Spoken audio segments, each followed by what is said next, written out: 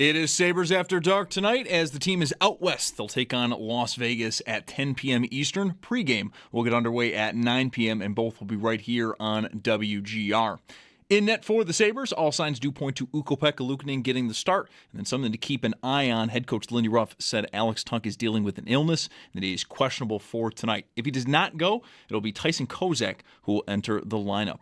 And the Sabres Injury Report, it is brought to you by Hamburg Overhead Door. Is your garage door injured? Call the experts at Hamburg Overhead Door to get your door healthy again. 8 other games tonight in the NHL. Some notable matchups to keep an eye on do include Montreal hosting Boston, and the Hurricanes are at the Blue Jackets. Both those games are at 7, and then 2 games at 10. Florida at Vancouver and Tampa at Seattle. To the Denver Broncos, they finally get on the board this offseason. They trade for wide receiver Jalen Waddle. To get this done, the Broncos send Miami this year's first, a third, and the team swap fourth-round picks. And the Eagles, they are signing wide receiver Hollywood Brown to a one-year deal worth up to $6.5 million. And then later tonight, the NCAA tournament does get underway. It's the first 4 in Dayton. 2 games tonight. 16 seeds UMBC versus Howard at 6:40. The winner of that game is going to play Michigan here in Buffalo on Thursday. And then at just a little after 9, 11 seeds Texas and NC State. Both games are going to be over on True TV. That's your Paddock Chevrolet Sports Update. Paddock Chevrolet with you for the extra mile since 1935. I'm Zach Jones for Western New York's Voice of the Fan, WGR.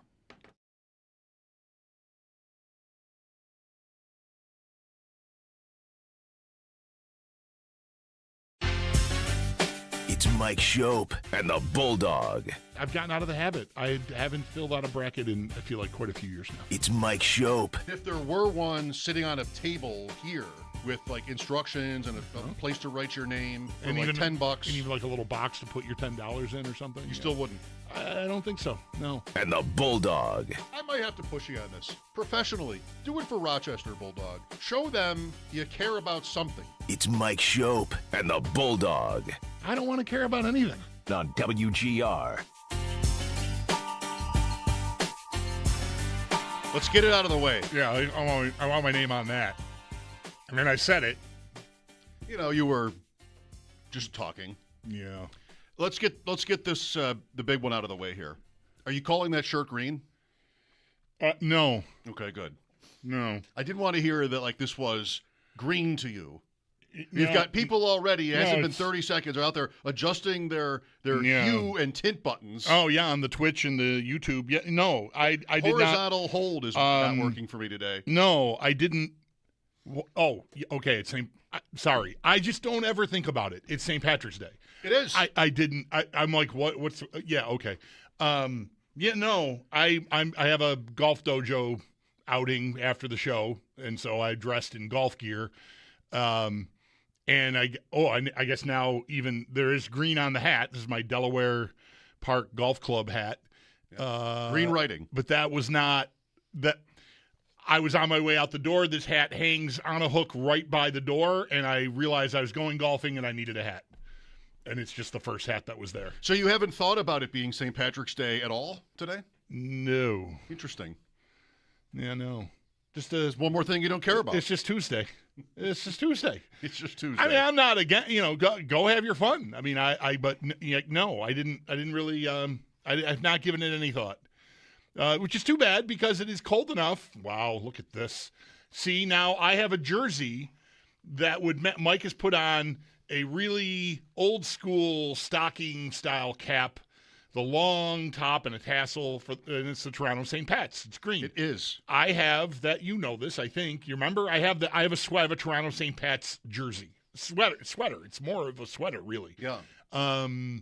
It doesn't date back to the early the era that they wore that stuff, but I could have gotten away with it today. I mean, I just could have taken it off for golf. That would have been a good move. Not an issue that it's a Leafs derivative hat, right? Don't. It literally says St. Pat's. Yeah, right. Don't care. On St. Patrick's Day. Yeah. It's great. Yeah. It might be my favorite hat of all. One of these years, I'm going to remember to wear that Toronto St. Pat's jersey I have. Okay. That's a good piece. On St. Patrick's Day. On St. Patrick's Day. Yeah, I don't. The tassel is very near coming off. Oh, that looks like it's in trouble. Yeah. Margot is a big tassel guy.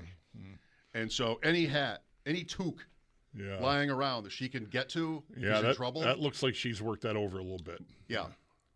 Margot is my wife, by the way. I didn't make that clear at the beginning. Now it's She just uncomfortable. loves to eat hats. No, our pug Margot, this hat is not safe around her, and I think she's gotten close.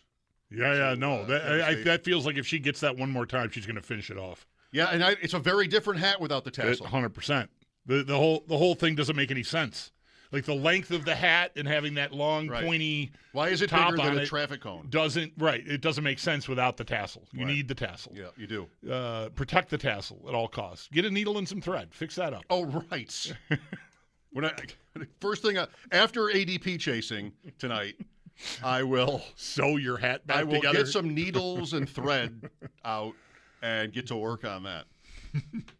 Or not. No. Well, it's been 5 weeks, and there's been action. How about a little reverse AFC power rankings today? High time. What? It's high time. Oh, you think so? Okay, good. I thought maybe you said no. No. Reverse AFC power rankings brought to you by, as always, Empire Electric, your local neighborhood electricians. February 10th was the last one. Now, I obviously saw you walk over and pull that off of the bulletin board. You did. So I knew it was coming, but did you notice, right before you did that, I think this is good for Empire Electric. This is what you want.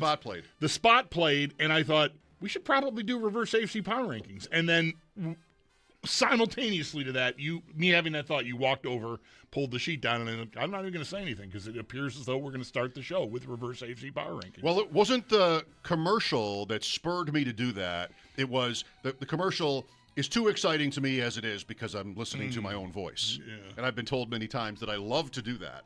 So I'd already thought to we don't have much time in here to get situated. I didn't think anymore. about St. Patrick's Day. I didn't even I know it's Tuesday, but I didn't think it's been so long since we've done it that I did not walk in here thinking about it. And when I heard the Empire Electric ad, I thought of the reverse AFC power ranking. That's the compliment to the power of the commercial. Oh.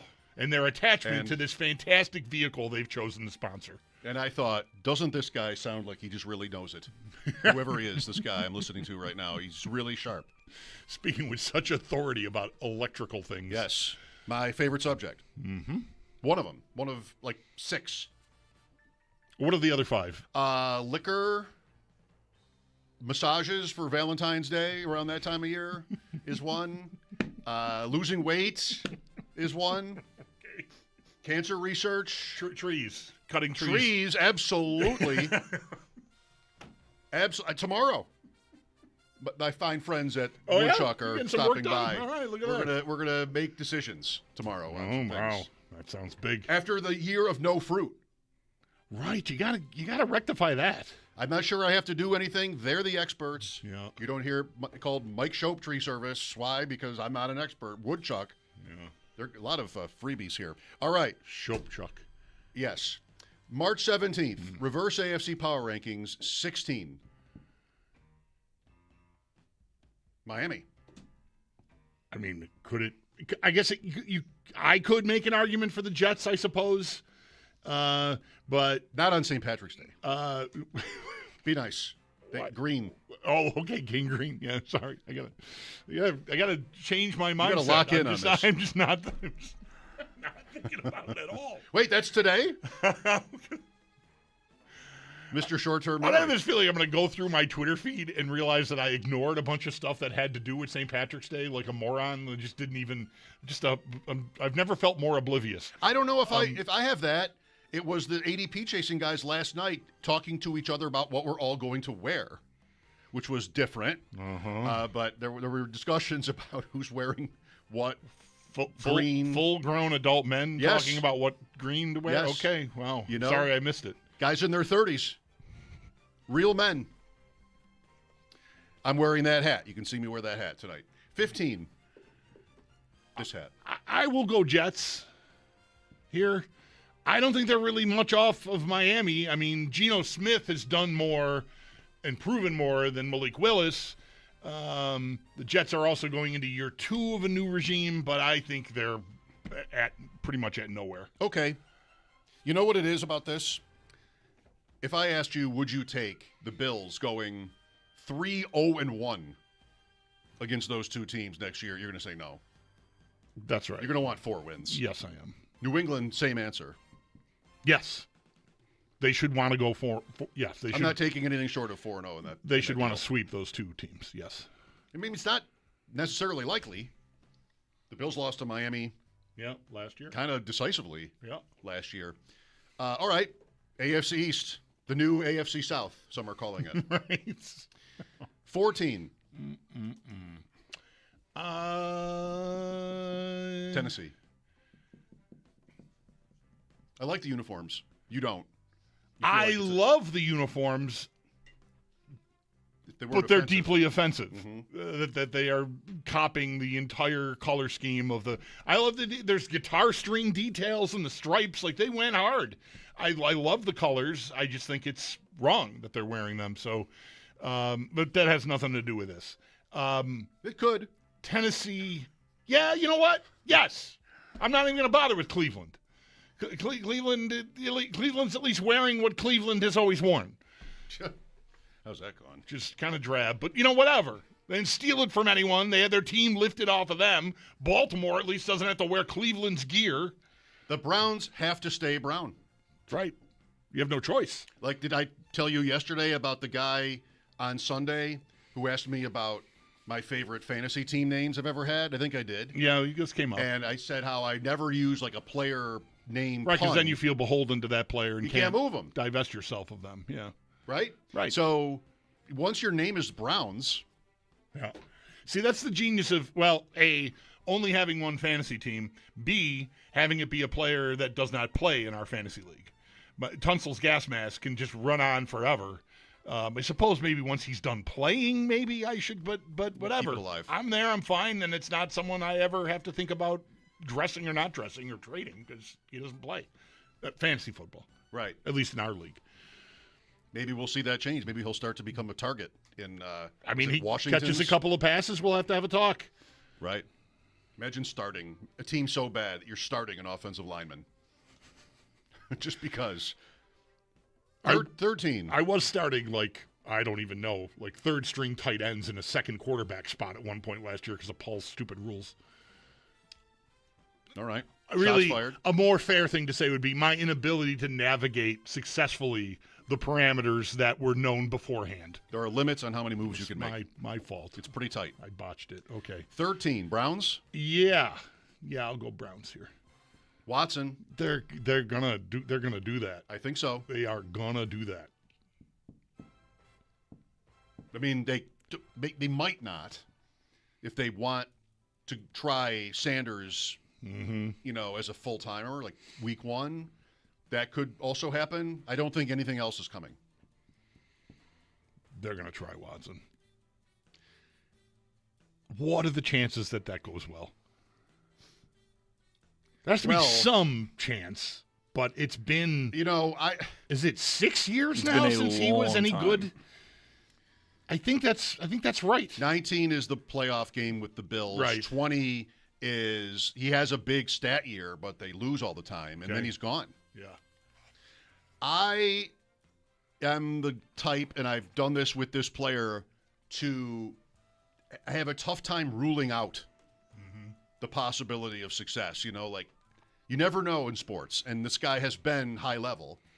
He's had a bad shoulder that might have more to do with his failures than anything else, in the last couple of years.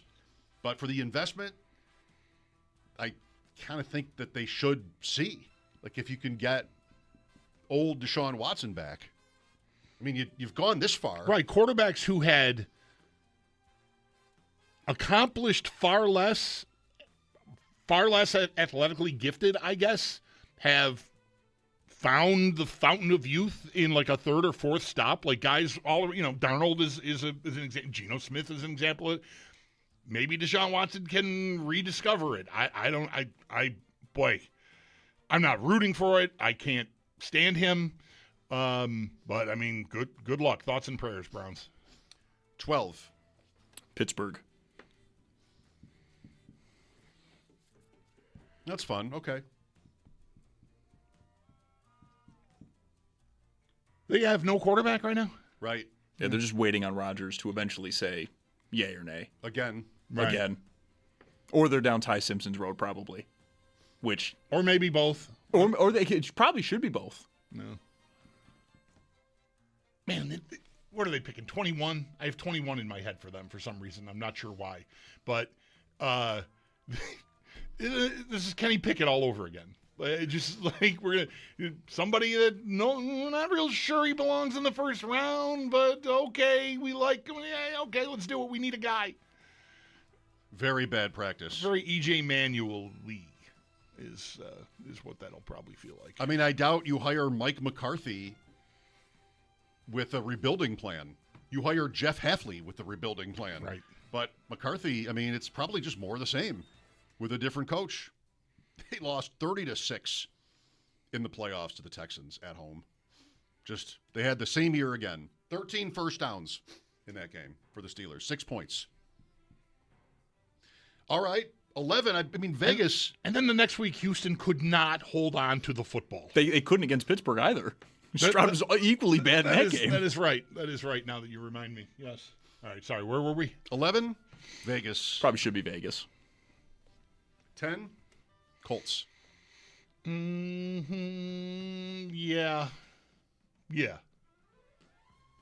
9.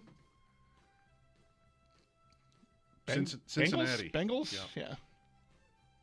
Vibes aren't great again. No. 8. Okay, now it's interesting. Yeah. Finally, right out there? Enough with the hats and the shirts and the Raiders and the Steelers and the Jets. Come on, let's go. I think of the teams left right now, Houston is the one that I feel the least good about. Kind of want to go Kansas City first. I will not do that. I'm not doing that. No, me either. I don't think it has to be Houston, but I'm okay there. 7. I kind of want to do something that shouldn't happen. Ravens.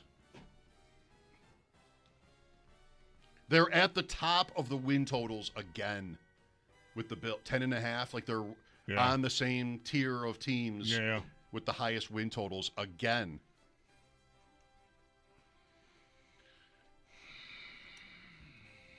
Oh well, outvote me. I don't know. I'm still with Kansas City. They got rid of Trent McDuffie, which long term probably good, but that's an all-pro corner at 25, 26 out the window. Travis Kelce comes back. That's probably not a good thing. They probably should try to get younger there. They bring in Justin Fields. Mahomes is coming off the ACL tear. He may play early, but won't be the same guy, at least for another season. Who else do they have that's good? Chris Jones is aging. I think I like Baltimore's roster a little bit better. I want to trust them more than Baltimore. Something's always just hinky in Baltimore. I know they still have to get something done with Jackson, right? That's the or at least they rumor. Were thought to want to get, and that'll probably get done, and then it'll be fine. But I don't know. It's still kind of curious that everything just seems like a struggle with them. I'm good. I'm good with Baltimore here. 6. I'm going to say Bills. Oh wow. I'm not super sold on any of what's happening here right now. Like I think you probably will eventually, and you might even be absolutely 100% correct to settle for they've got Josh Allen, and therefore nothing. Somebody will play the other positions, and they'll get by just like every other year. Right. I just think there's a lot of change here.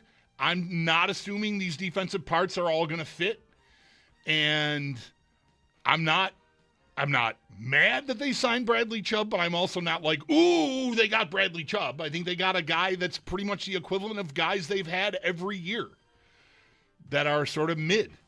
Like, okay, you're going to help me, I think, more than you're going to hurt me, hopefully, but are you going to really move the meter for me? I don't know. If they open at New England, what's the line?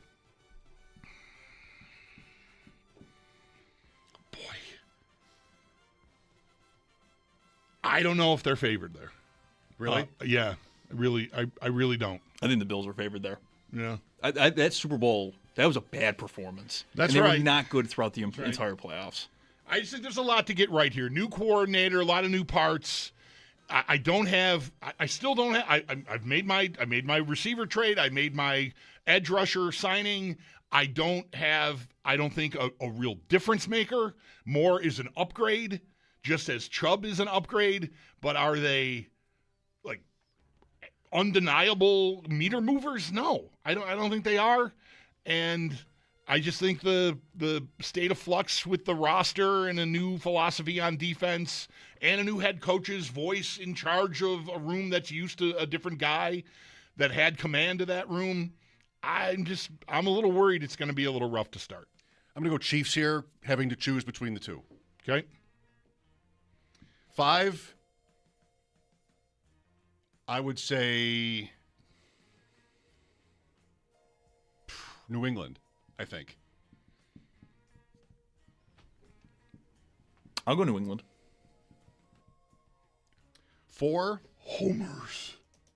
I work with homers. 4 is between Bills, Broncos, Chargers, and Jaguars. Those are the top 4, or bottom 4, as it were. Your Bills, I'll say Denver.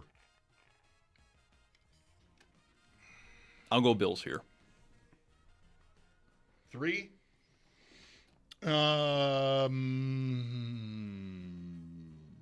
I'll say Chargers.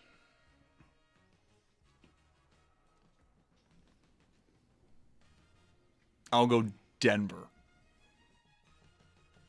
2. I'm on the Chargers. Chargers. Okay. Jacksonville 1. Wow. Is the whole summer going to be like that? That Jacksonville is actually the best team in the AFC? Maybe, yeah. We're not going to sort of like Yeah. splash some water in our faces and go like, wait a minute. What are we saying now? What is this? Voodoo? I can buy the Chargers. I think I would have put them 1, but it's not like they've proven it yet. But I like that more. All right. There it is. Reverse AFC Power Rankings. Welcome back, Reverse AFC Power Rankings. What was the order of the top 5? When did you say we last did this? February 10th. Okay. You want the bottom? Yeah, the bottom 5. Yes, I guess is what I meant. Bills 1. Wow. Jacksonville 2. Denver 3. New England 4. Baltimore 5. Chargers 7. That was the Tuesday after the Super Bowl. Yes. Okay. I stand by it. I'm good stand by there. everything. I said nothing I don't believe. I just can't imagine we're going to sit around all summer and be like, yeah, Jacksonville, look out. I mean, I just Well, I get it as a good team, but I kind of think we're just going to sort of get farther away from last year and get closer to Kansas City, Baltimore, maybe LA, I guess, Buffalo. I think that's probably right. I'm hearing you on LA, and I do like I like the points you make about what you like about them. They're just going to have to. I mean, you go bet it. You're just going to have to show me first that you can actually get out of your own way. Because that playoff game was just so meek from Herbert. It just was bad. I mean, I know the tackles. I know that they'll get guys back, and maybe they'll be worlds different. But they're just going to have to show me they know the move. Movement in the NFL today with Jalen Waddle being traded to Denver, Hollywood Brown signing with Philadelphia. Does that necessarily precipitate a A.J. Brown trade? Where the Bills are going to end up at receiver after a couple of big moves around the league today. Mike Schopp and the Bulldog here for your calls at 803-0550. Alex Gold will join us at 4 from Kansas City. And we'll look to get Paul on later in the show. The Sabres are in Las Vegas pregame tonight at 9 for that one. Buffalo plus 110. Fairly slight underdog against the Golden Knights. Back after this timeout. Lines are open for your calls. Mike Schopp and the Bulldog, WGR.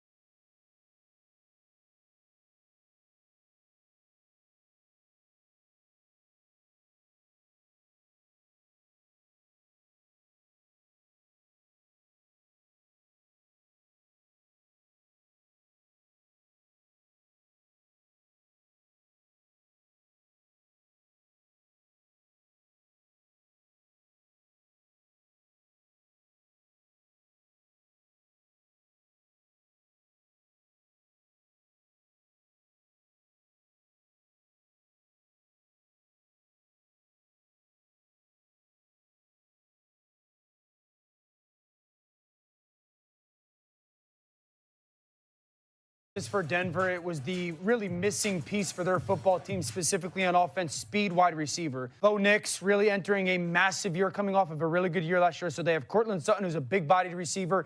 And then they have some good players, Troy Franklin, Pat Bryant, Mims. Mims is a little bit of a specialty kind of guy. So they needed a real wide receiver, a true wide receiver with speed. There's Jalen Waddle. Okay, so I love that for Denver. I think Denver was a top 3 or 4 team in the AFC, even in this moment right now. They're very much so still in that mix.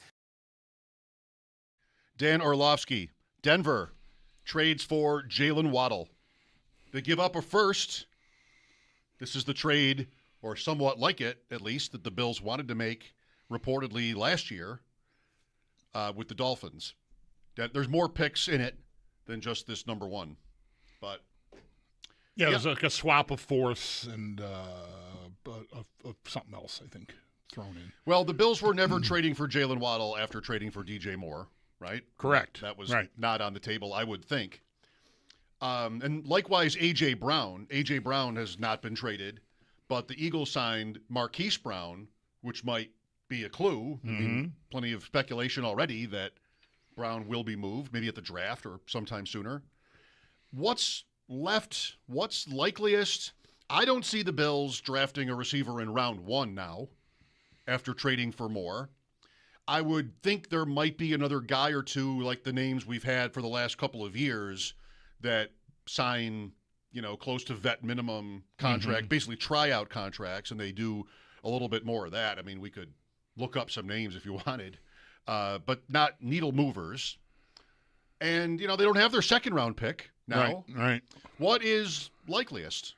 If there is going to be someone else, which, I mean, there probably should be. There definitely should be. I think the asset allocation to get more, which, I think, line them up side by side. I think, and they're not that, Waddle's a year younger maybe. I think the cost makes the more. I'm happier about the Moore acquisition after the Waddle acquisition, I guess, is after the Waddle transaction. It costs so much. It costs considerably more in draft capital to get Waddle. And I don't know that he's that much. If I had to choose, I would probably pick Waddle. He's younger, I think maybe more explosive.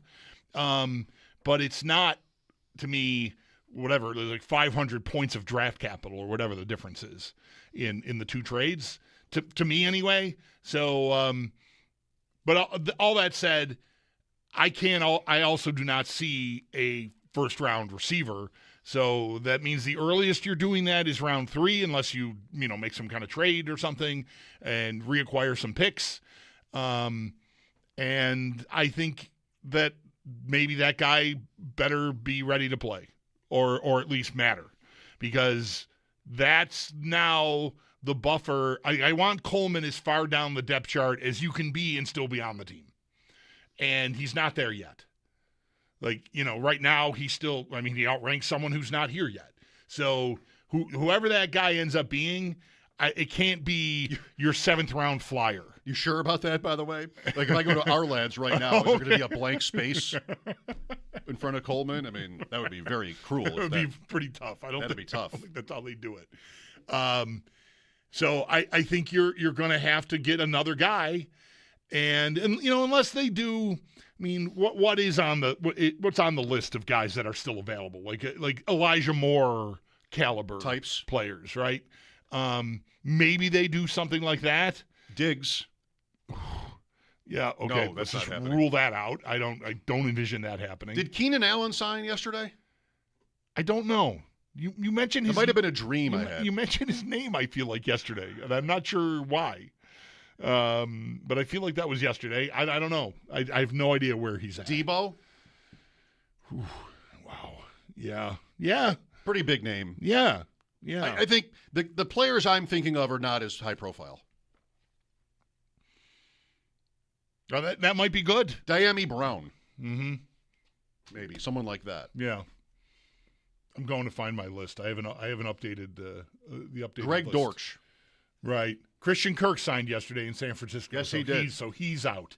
Tyreek Hill is available. Tyreek Hill. What about Juwan Jennings from San Francisco? I don't know what to think. So in San Francisco, he did have flashes.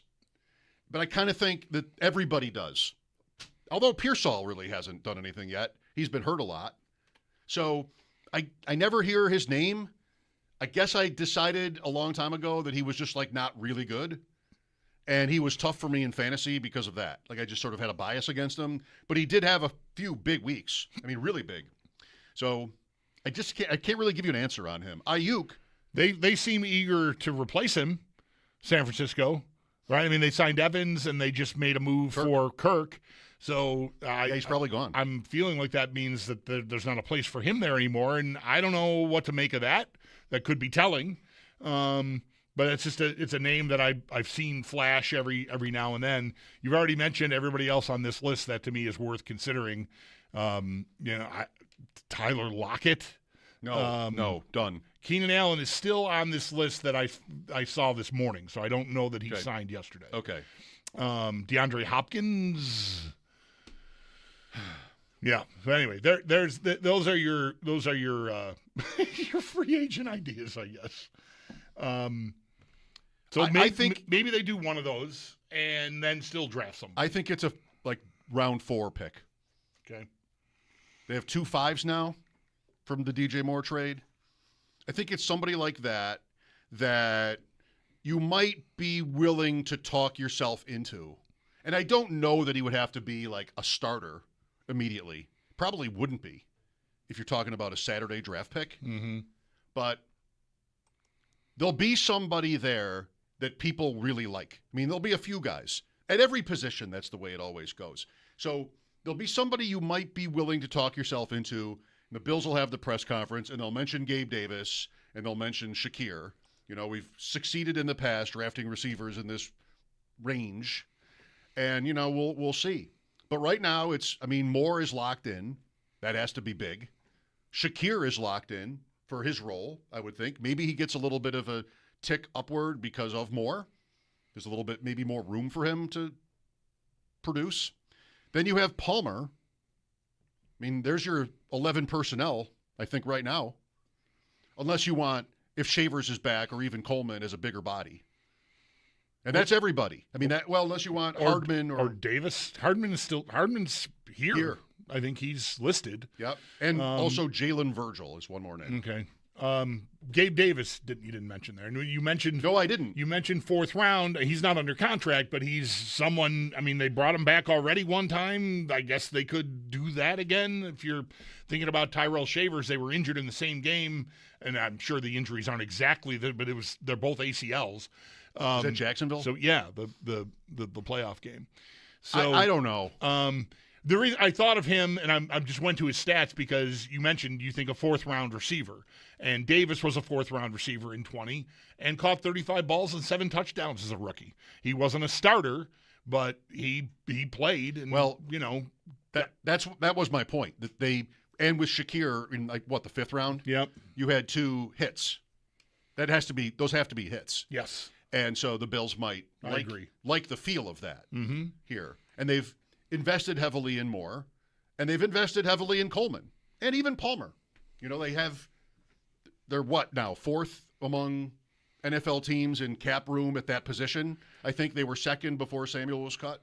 There's still a lot of money tied up here. Yeah, and that's part of why I just would rule out anybody left that normies have heard of. They might feel, and they might be right to feel this way, that if they were to draft someone right away, 26, or even with their 3rd round pick, that they're stacking it against Coleman maybe too hard.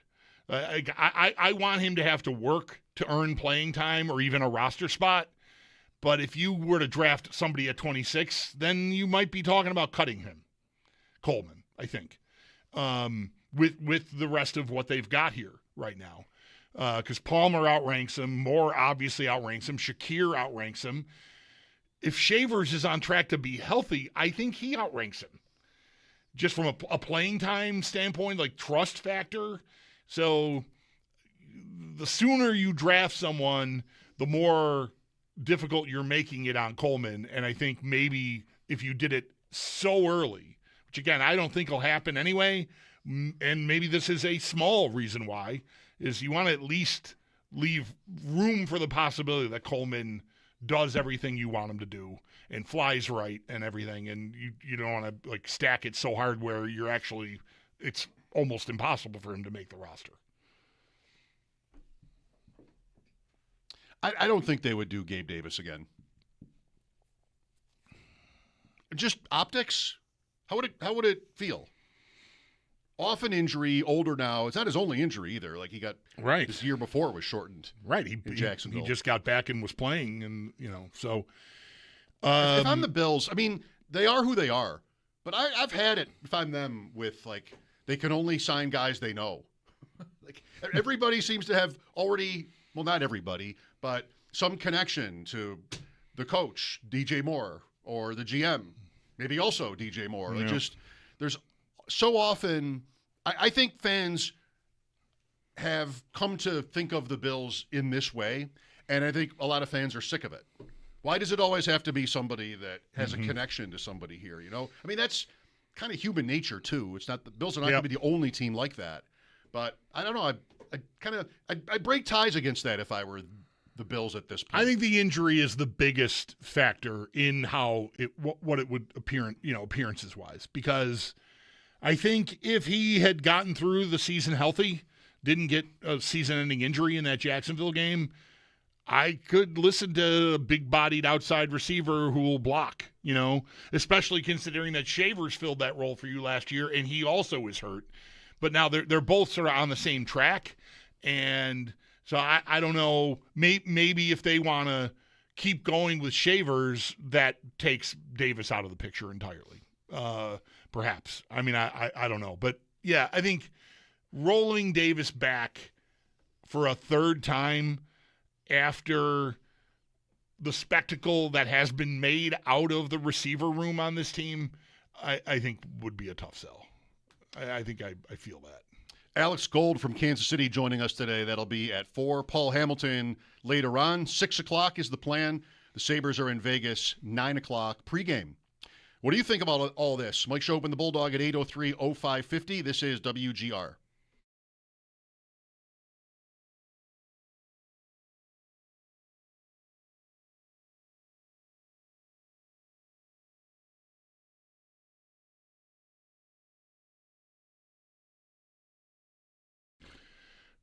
Bulldog.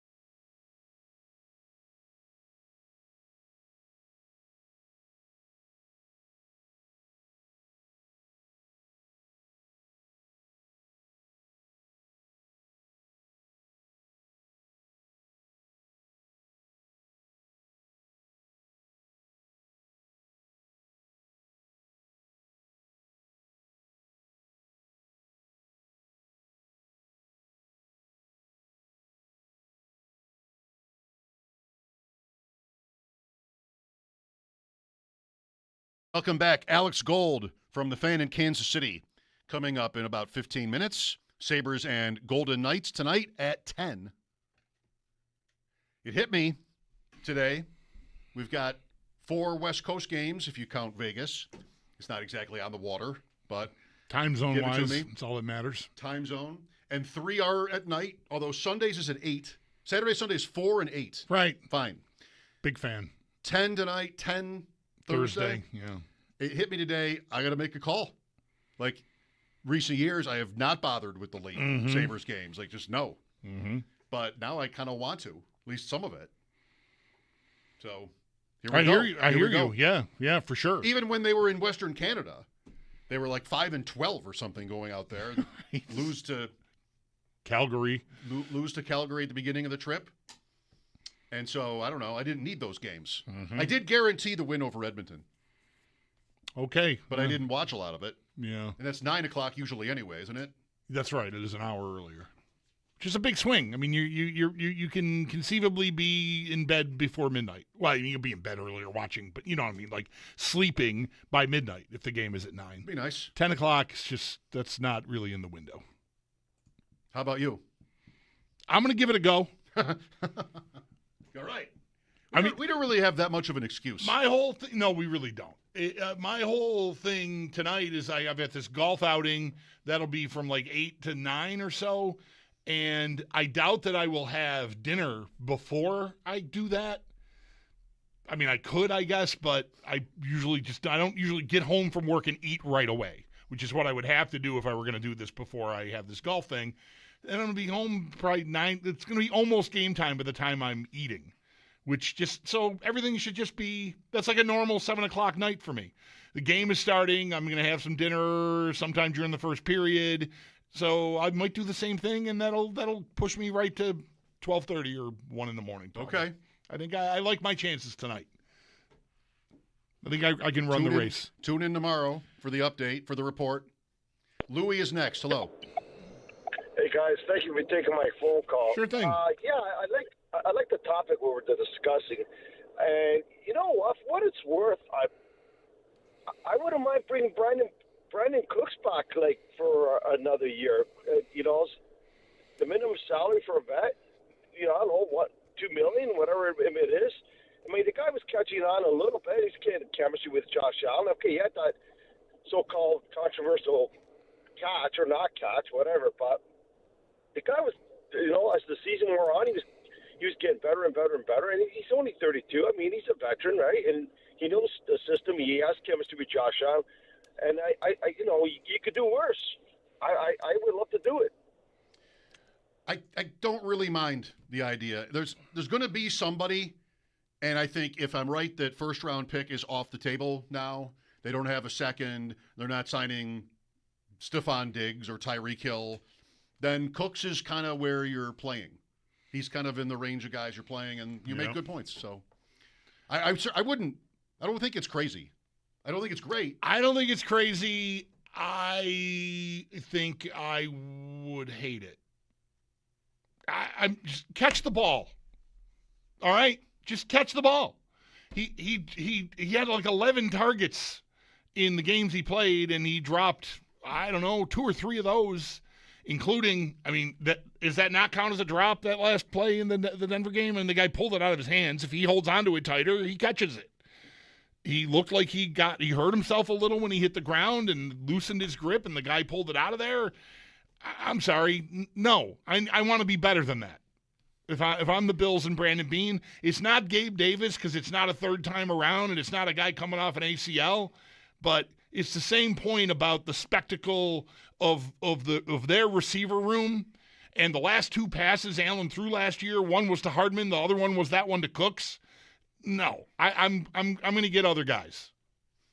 Just come on. But you would not agree that we talked about this already, like that's around the caliber of player, unless you draft a rookie. Yeah, it is. But I just don't. It's how you ended up there in the first place. Right. I just don't. I don't know. I didn't have anything better I could do to my roster once we got past the trade deadline, obviously your options are minimal with that. It's just guys that are going to be on the street because they got cut from their previous team, which is how Cooks ended up here around Thanksgiving is when they claimed him. No, a desperation heave at Thanksgiving that ends up being a guy that I'm relying on in January, to me, does not sound like a good idea in March. We put it that way. Okay. I was about to ask you a question about your bracket, but then I remembered you didn't do one. So I did join our buddy Joe's pool. Survivor? The Survivor, Good. yes. I will probably end up living vicariously through you on that one. But that's a great contest. Alex Gold will talk Chiefs and the AFC after a break. Mike Schopp and the Bulldog, WGR.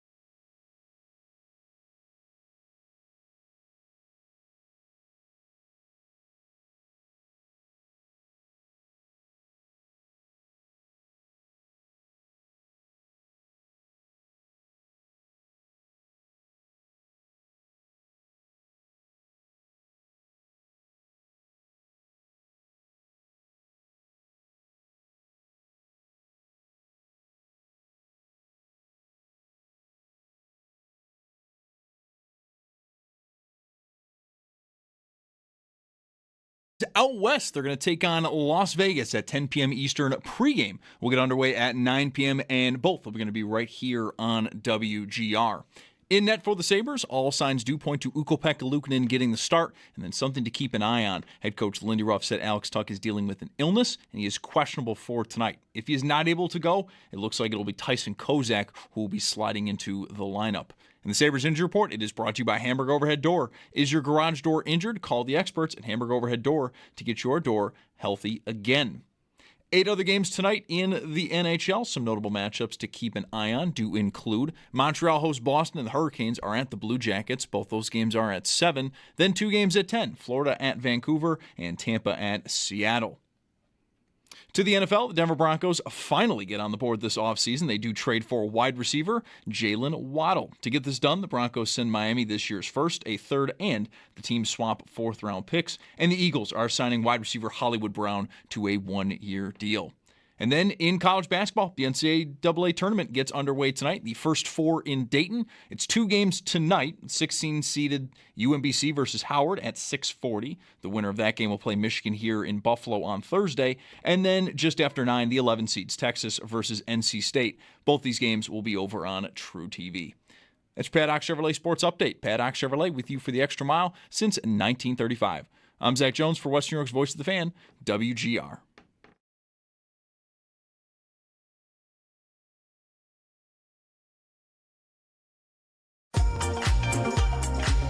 Mike Schopp. Hey, put a little. I never get this line out the first time. It's not even good. Hey, put a little bit more in there, cowboy. And the Bulldog. What's your degree in? Kicking ass and taking names. On WGR Sports Radio 550. I think I know this answer, and I'm not sure mine would be different. But if we lived in Dayton, would you ever go to these games tonight?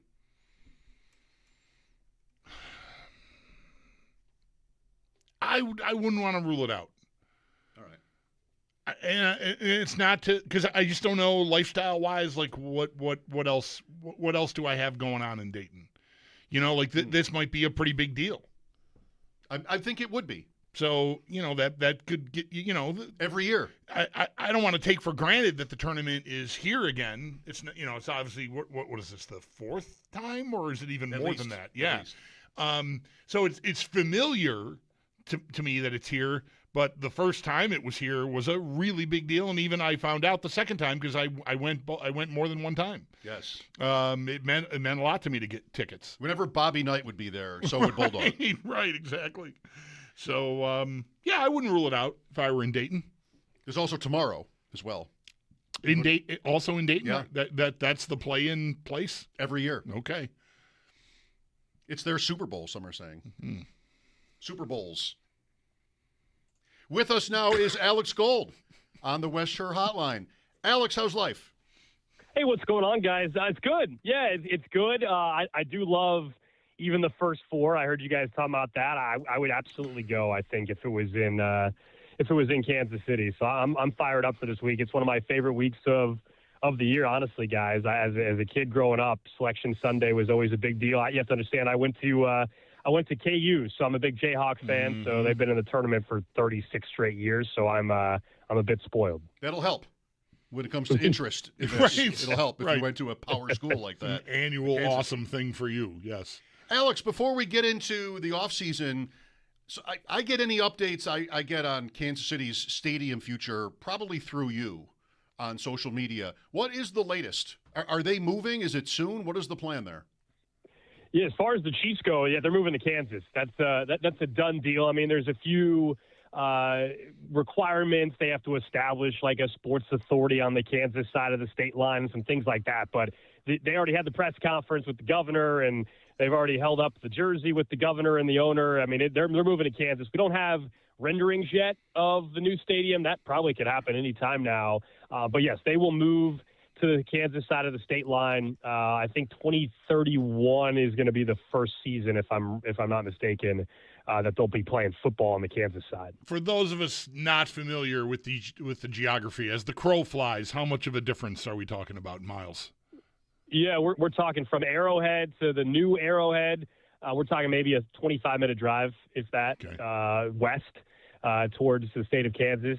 For someone like myself or where I live in the suburbs, the distance of the drive is about the same. It takes me 20, 25 minutes to get to Arrowhead. It'll take me 20, 25 minutes to get to the Kansas City, Kansas side, which is where the stadium is going to be. So it's not a huge difference, but people are very passionate depending on what side of the state line they live on. And so there's plenty of Missouri fans that are very upset and are, acting as if they'll never go to a game on the Kansas side, et cetera. The Missouri government the Chiefs did not just run for the bag, right? I mean, they went numerous times to the state to try to get something done. And I think, was this like a last alternative type of thing, or did it start out as a threat and then it became real?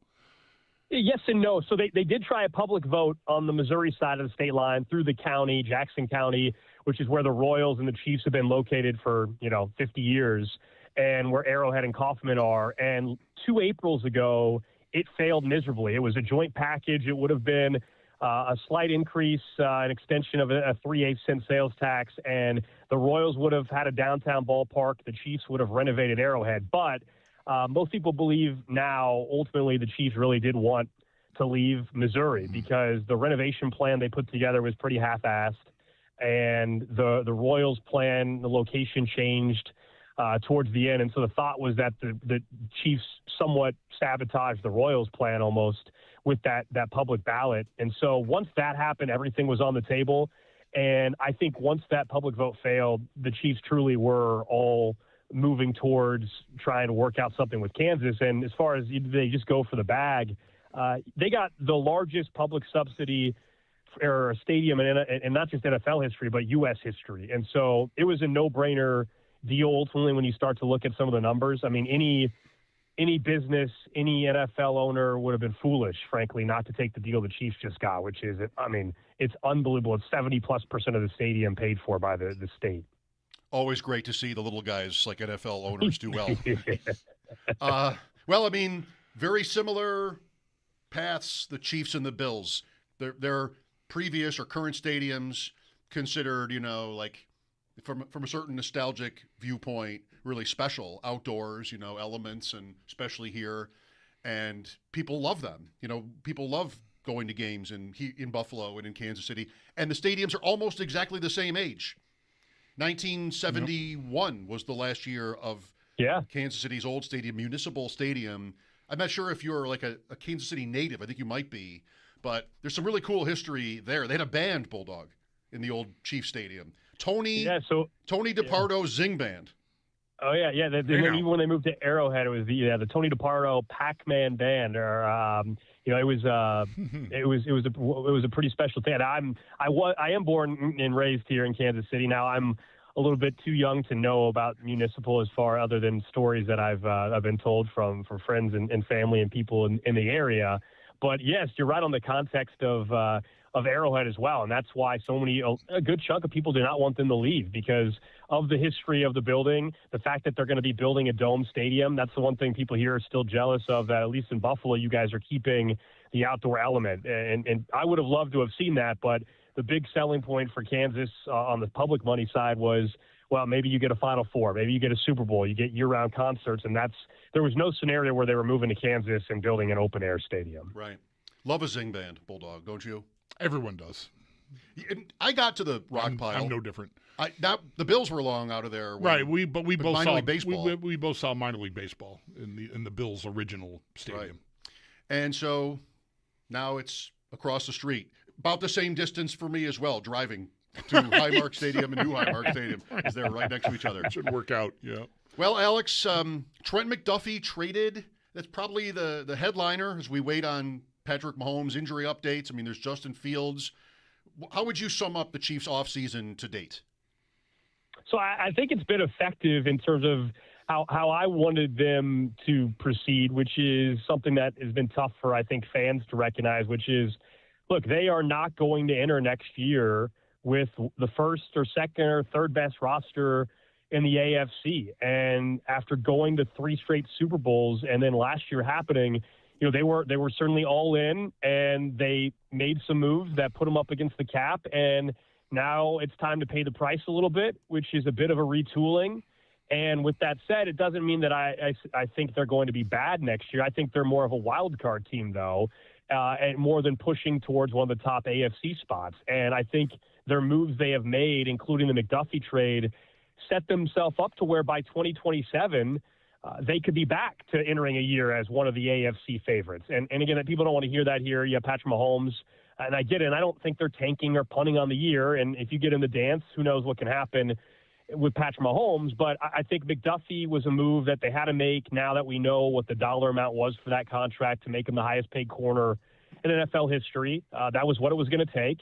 They could have dragged it out another year or so and played it out and tagged him and all of that. But I think with the holes on this roster that they still have even today, they needed extra draft capital in a bad way. They got 9 picks now. It's the most picks they've had in many, many years. And the last time Brett Veach had a bunch of picks was that 2022 draft after the Bucs Super Bowl and ultimately after the Tyreek Hill trade where they got McDuffie and they were able to get George Karlaftis. And so I think they're playing this pretty smart. I also think, Kenneth Walker going out and getting the best available running back, they've realized that running back is valuable again in the NFL. They were late to the party. And while Isaiah Pacheco was very effective in his first 2 years as a 7th-round pick, they got everything possible out of him, but they needed to invest in running back. And especially with their quarterback coming off an ACL and LCL injury, I love the signing. It's a ton of money, but I would rather them spend money on Kenneth Walker, frankly, than hope and wait that Jeremiah Love is there at 9 and spend the 9th overall pick on a running back. It's interesting to me. You got to the last time we all thought that the Chiefs were backing up or at least just, treading water was with that offseason with the Hill trade.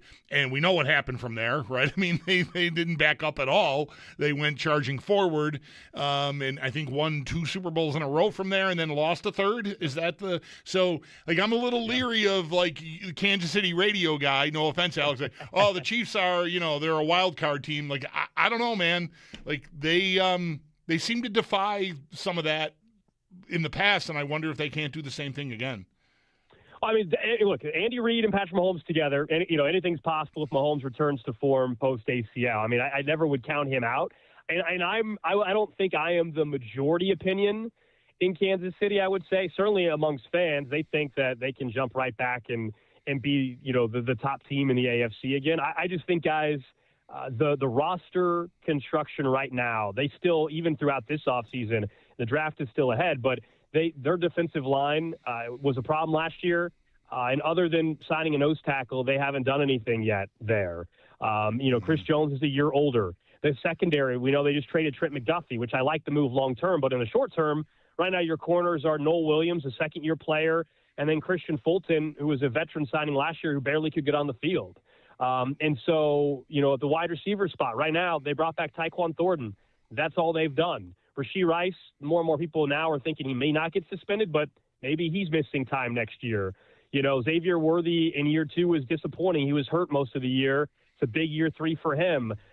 We can keep going. Travis Kelce is coming back. I'm fine with it, but, I don't think the offense can run through him. I'm a little more skeptical than others. And again, it's not that I don't think they can win 11 games. I think they could. I just don't believe they should be considered one of the top 3 teams or so in the AFC.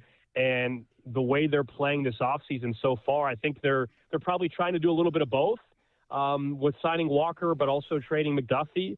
So let's see what they do in the draft, and maybe I'll come on in the summertime and I'll tell you that I think they're going to win the division and everything. But right now, that's not where I'm at. With Alex Gold, 96.5 The Fan in Kansas City. Mike Schopp and the Bulldog here on WGR. Top 3 team in the AFC, maybe in the past. Top 2 in the division is a question. With what the Chargers and Broncos, maybe I should have put the Broncos first. They did win it last year.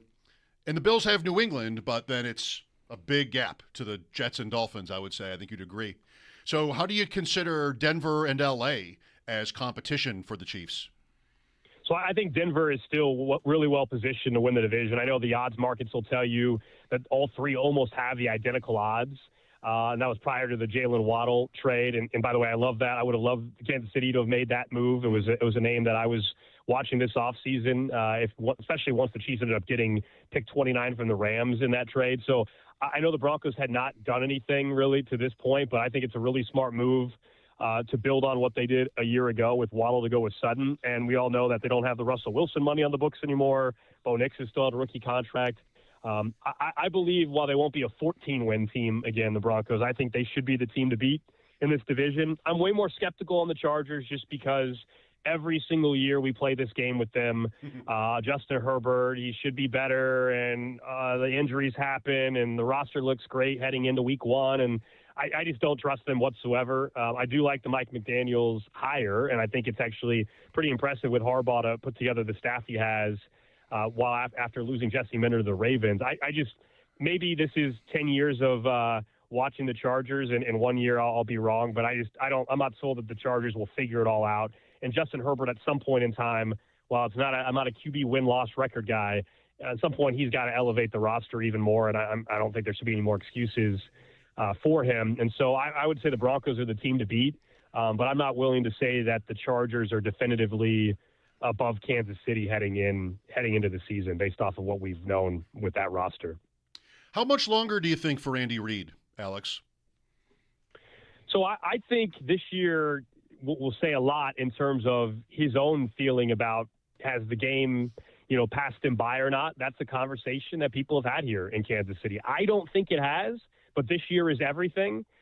He will be able to step away on his own terms within reason. I mean, the only guy above him is the owner. Brett Veach is not his boss. It's Clark Hunt, the owner, and that's it. I think from an age perspective and all of that, like if they get this thing back on track this year, then I could see him coaching another 4 years. I really could. I think everybody assumes he's way older, but let's remember where Pete Carroll was coaching, Bill Belichick, the age that he was coaching at. I mean, Andy Reid for years, everybody's been trying to run him out as far as nationally. I feel like Mike Florio's of the world that he should retire. I think it'll be more about the performance more than the age. If they go out and only win 8 games this year in the offense, he brought back Eric Bieniemy as his OC. If it looks similar and it's stagnant and it starts to look like he hasn't caught up to the game that usually he's ahead of, then I think there will be people in Kansas City and probably us on our show having a conversation whether it's time to pivot. But I'm not banking on that actually being the case. How comfortable are you? How comfortable do you think the Chiefs are with the Mahomes timeline on recovery? Like, if you had to bet right now, is he playing the opener, or do you think it'll take a little while?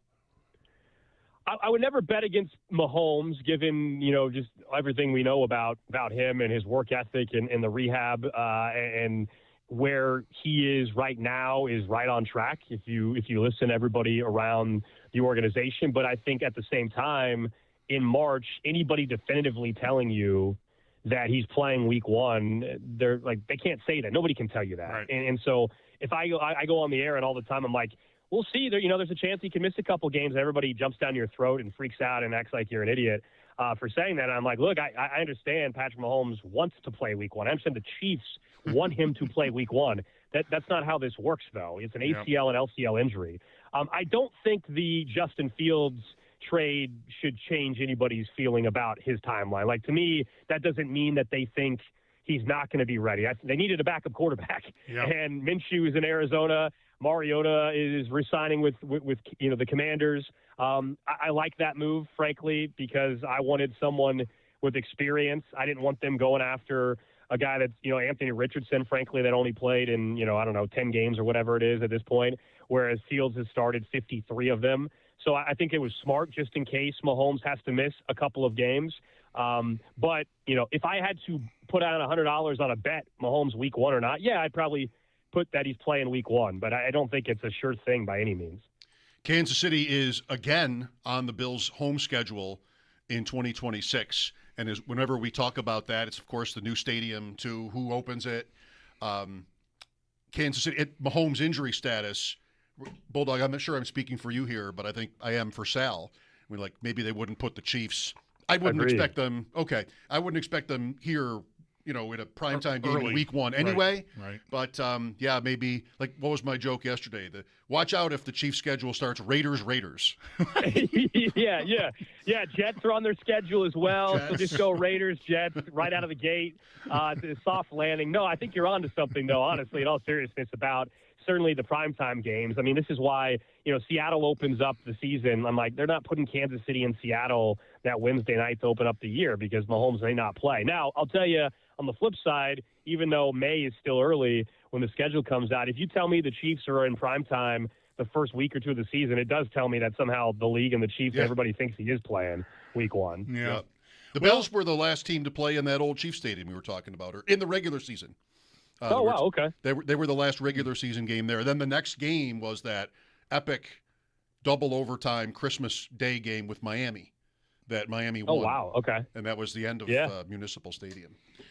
Well, I'm curious, Alex, and I'll bet our audience is as well, about how you feel about the changes here in Buffalo. Hearing you talk about the Chiefs the way you did here, it feels like it mirrors a lot of how I'm feeling about the Bills. I mean, we don't have uncertainty about Josh Allen recovering from an ACL injury, but there's a lot of change here. A new head coach means a whole new defense, new defensive system, which means a lot of new players, and, a new voice in front of that room. And McDermott certainly had his flaws, but having command of that locker room was not among them. I mean, he was, I think, aces in that area. And we don't know about Joe Brady. So I'm sort of like, I don't think the Bills are about to fall into a sinkhole or anything, but I'm not assuming that they're just going to go win their 13 games either because of the turnover. How are you viewing them from wwhere you are? Yeah, the feeling in Kansas City from fans here as well is a big question mark around the change from McDermott. I don't think I've talked to you guys since that went down. I know we had Bulldog on the show, or no, we had Mike on the show, I guess it would have been, talking about the hiring at the time, but I think it was a mistake personally to move on from Sean McDermott if you weren't going to also move on from Brandon Beane. And thank your station for the Brandon Beane drop that we now use all the time. It's phenomenal from one of your callers. Brandon Beane, it's great. I love it. But look, I think the offseason, I thought the DJ Moore trade was a bit of desperation. And that, by the way, desperation doesn't mean it doesn't work out. Right. But I thought it was desperation from Brandon Beane. Given the wide receiver room and the misses there and the whole Keon Coleman situation. I think DJ Moore will be a very nice piece. I will say, as of the Jalen Waddle trade, it made me not hate the compensation the Bills gave up as much now seeing the Waddle trade. So I'll give you that.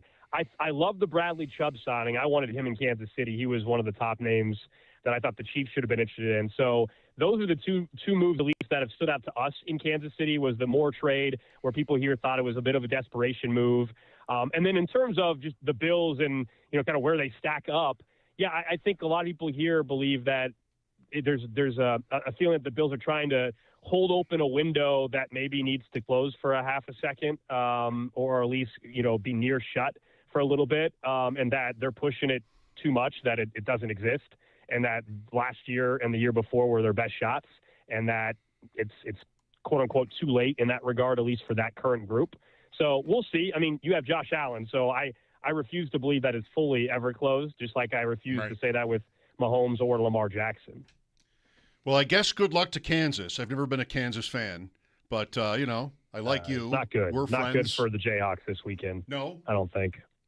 Yeah, they're kind of a lower seed than usual, right? Yeah, they're spoiled in Kansas. They're a 4 seed, and that's not usually what they are. Although they were a 7 last year. People are down on Bill Self right now, despite him being one of the best coaches in the country. I think they'll be fine against Cal Baptist, but Patino Self 4-5 matchup on Sunday maybe, and I don't know many people that'll be picking Kansas to win. So we'll see. Yeah, St. John's was kind of a hot one coming down the stretch. They didn't have the non-conference prowess, I heard, that cost them in the seeding, but they might be favored in that game if that's the game in round 2. I think so. Yeah. And we can't bet it because it's a New York State team, even though Oh, that's right. We're almost closer to Kansas than we are to Queens. Almost. Well, I was just in Montreal. You know, I was as close to Buffalo as I've been, and that's not even that close. Not even that close. I saw that. What was the occasion?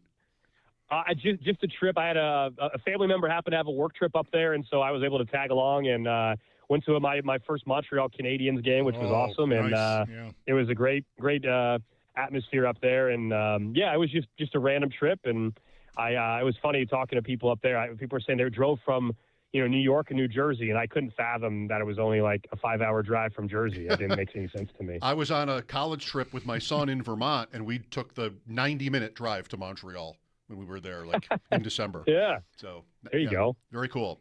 Thanks, Alex, for your time today. We'll talk again soon. Yeah, thanks, guys. You're welcome. Alex Gold, 96.5, The Fan in Kansas City. I'm not a Kansas fan, but I can't really think of a reason. Just like their big famous basketball power. That's it. Right. But I like I like Carolina, all right. I don't have a Carolina problem. I like Kansas, Danny Manning. I like that group. I think I was down with that. I liked Oklahoma, who they beat in the final. Okay. So that's how that went for me. Larry Brown in Kansas. Right. All right, basketball. #basketball. Mike Schopp and the Bulldog, 803-0550. Interesting takes from Alex on the change this offseason, not just the Chiefs, but the Bills too. We'll get back into some of that when we return. Paul Hamilton at 6, Sabres and Lightning. Golden Knights, 9 o'clock pregame tonight. The Lightning play late as well in Seattle. Back after the update, this is WGR.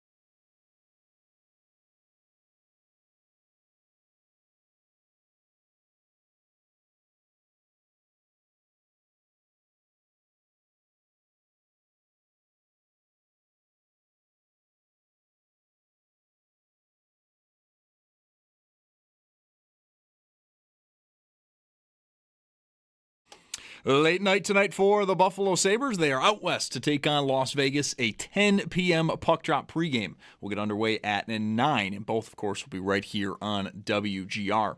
In net for the Sabres, all signs do point to Ukko-Pekka Luukkonen getting the start, and then something to keep an eye on tonight. Head coach Lindy Ruff said Alex Tuch is dealing with an illness and is questionable for this evening. If he does not go, Tyson Kozak appears to be who will be sliding into the lineup. And the Sabres Injury Report, it is brought to you by Hamburg Overhead Door. Is your garage door injured? Call the experts at Hamburg Overhead Door to get your door healthy again. We'll get the latest on the Sabres at 6 o'clock when Paul Hamilton joins the show. But staying with the NHL, we've got 8 other games tonight, some notable matchups to keep an eye on. Montreal hosts Boston, and the Hurricanes are at the Blue Jackets. Both are at 7. Then 2 games at 10, Florida at Vancouver and Tampa at Seattle. In the NFL, the Denver Broncos finally get on the board this offseason. They trade for wide receiver Jalen Waddle. To get this deal done, the Broncos send Miami this year's first and a third, and then the team swap fourth-round picks. And the Eagles are signing wide receiver Hollywood Brown to a 1-year deal. And then later on tonight, the NCAA tournament does get underway with the first 4 in Dayton. It's 2 games tonight. We have the 16 seeds UMBC versus Howard. That's at 6:40. The winner of that game will play Michigan here in Buffalo on Thursday. And then after that, just after 9, 11 seed Texas versus NC State. Both games will be over on True TV. That's your Paddock Chevrolet Sports Headlines. Paddock Chevrolet with you for the extra mile since 1935. I'm Zach Jones for Western New York's Voice of the Fan, WGR.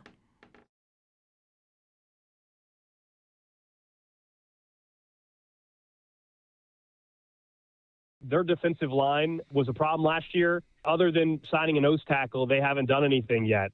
Chris Jones is a year older. The secondary, we know they just traded Trent McDuffie, which I like the move long term, but in the short term, right now your corners are Noel Williams, a second-year player, and then Christian Fulton, who was a veteran signing last year who barely could get on the field. The wide receiver spot, right now, they brought back Tyquan Thornton.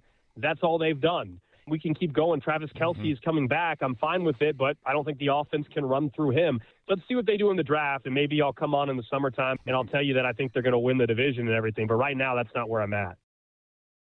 Alex Gold, our guest just previously.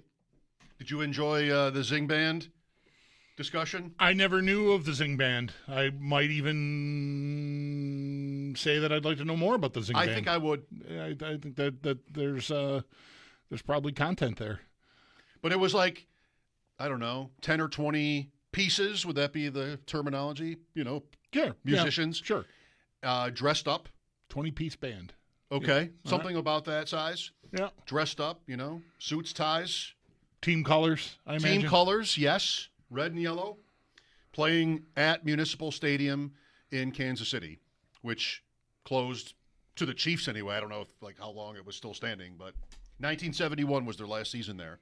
The Bills were the last regular season game. The Bills lost to the Chiefs to finish 1-13. And Highmark opened in 73. So, yeah. And those stadiums always, the shape, obviously, Arrowhead. But they're very similar. I've always heard that they were structurally very similar places. So I always kind of felt like they were sort of sister stadiums. I don't remember you and I really ever getting into the roof issue with our new place. But that's a conversation where I'm fine with what they did. Talking about fans enjoying, the elements, which are not always enjoyable. But it's there's something about, if this is not the wrong point, there's something about going to a baseball game. Toronto is very different for me if the roof is open. Mm-hmm. There's something about just the fresh air, and they're not going to play in the rain in baseball, so right. You're off the hook if it rains. But there's just something wonderful about that it goes away when it's indoors. And as raunchy as our weather can get today, for example, or last night, it's so nice in September and October so often that I think it's when the stadium's brand new, it's really just about that. But if there were a roof on it, it would kind of feel maybe a little bit like a lost day when on an off day from your work, you're going, indoors. So I'm sure there'll be plenty of times when it's 30-mile-an-hour winds and rain, and we'll long for it. But I don't think you and I'm not sure exactly how you feel about this. I don't think we got into it really because I never really minded that much.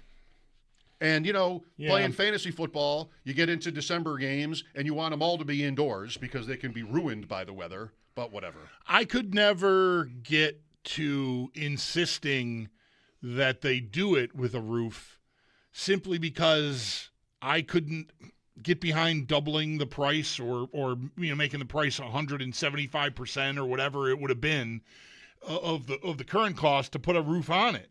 I mean, I didn't like the whole idea to begin with. Like this whole new stadium thing and everybody, it's just not my cup of tea. It's the way the business works. I get it, but like I never even needed a new stadium, let alone a roof. So I couldn't, with a clear conscience, say like, yeah, well, Kathy Hochul, help us find another $500 million so we can put a retractable roof on this thing. Because that would have been the way to go. That way you can preserve your September and Octobers, like you're talking about, and then, provide shelter when you feel you need it in the playoffs or whatever. Right. It's not really exactly one or the other, is it? Right. I mean, but that is, there's a roof and then there's a retractable roof. And like everything multiplies by hundreds of millions of dollars in order, right? The roof itself multiplies. Retractable roof, now there's another multiplier exponentially. And I just could never make the case because I hate the way the stuff gets paid for fundamentally at inception. And so I never wanted to stump for more. But I think if costs were no object, I think I would put a retractable roof on it is what I would do. Like, is there a NFL market that more warrants that? I know, right? Because, like you said, I mean, you don't want to give it up. I mean, Minnesota's that's not retractable, but the way that they design that to let the light in makes you feel like you're outside. At least that's how it looks to me on TV or when the scene setters for the game happen. Like the natural light in there looks like outside to me, kind of. And so that's appealing, but ultimately, no, retractable roof.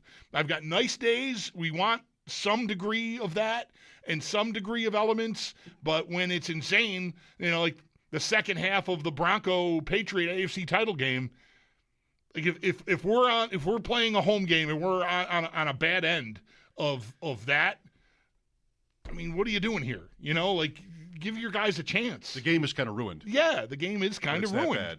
And the stakes are that large. I mean, I know that's a singular, and how many really bad days are there? There's not even really one a year for us. I mean, like that you have, snow and really untenable conditions.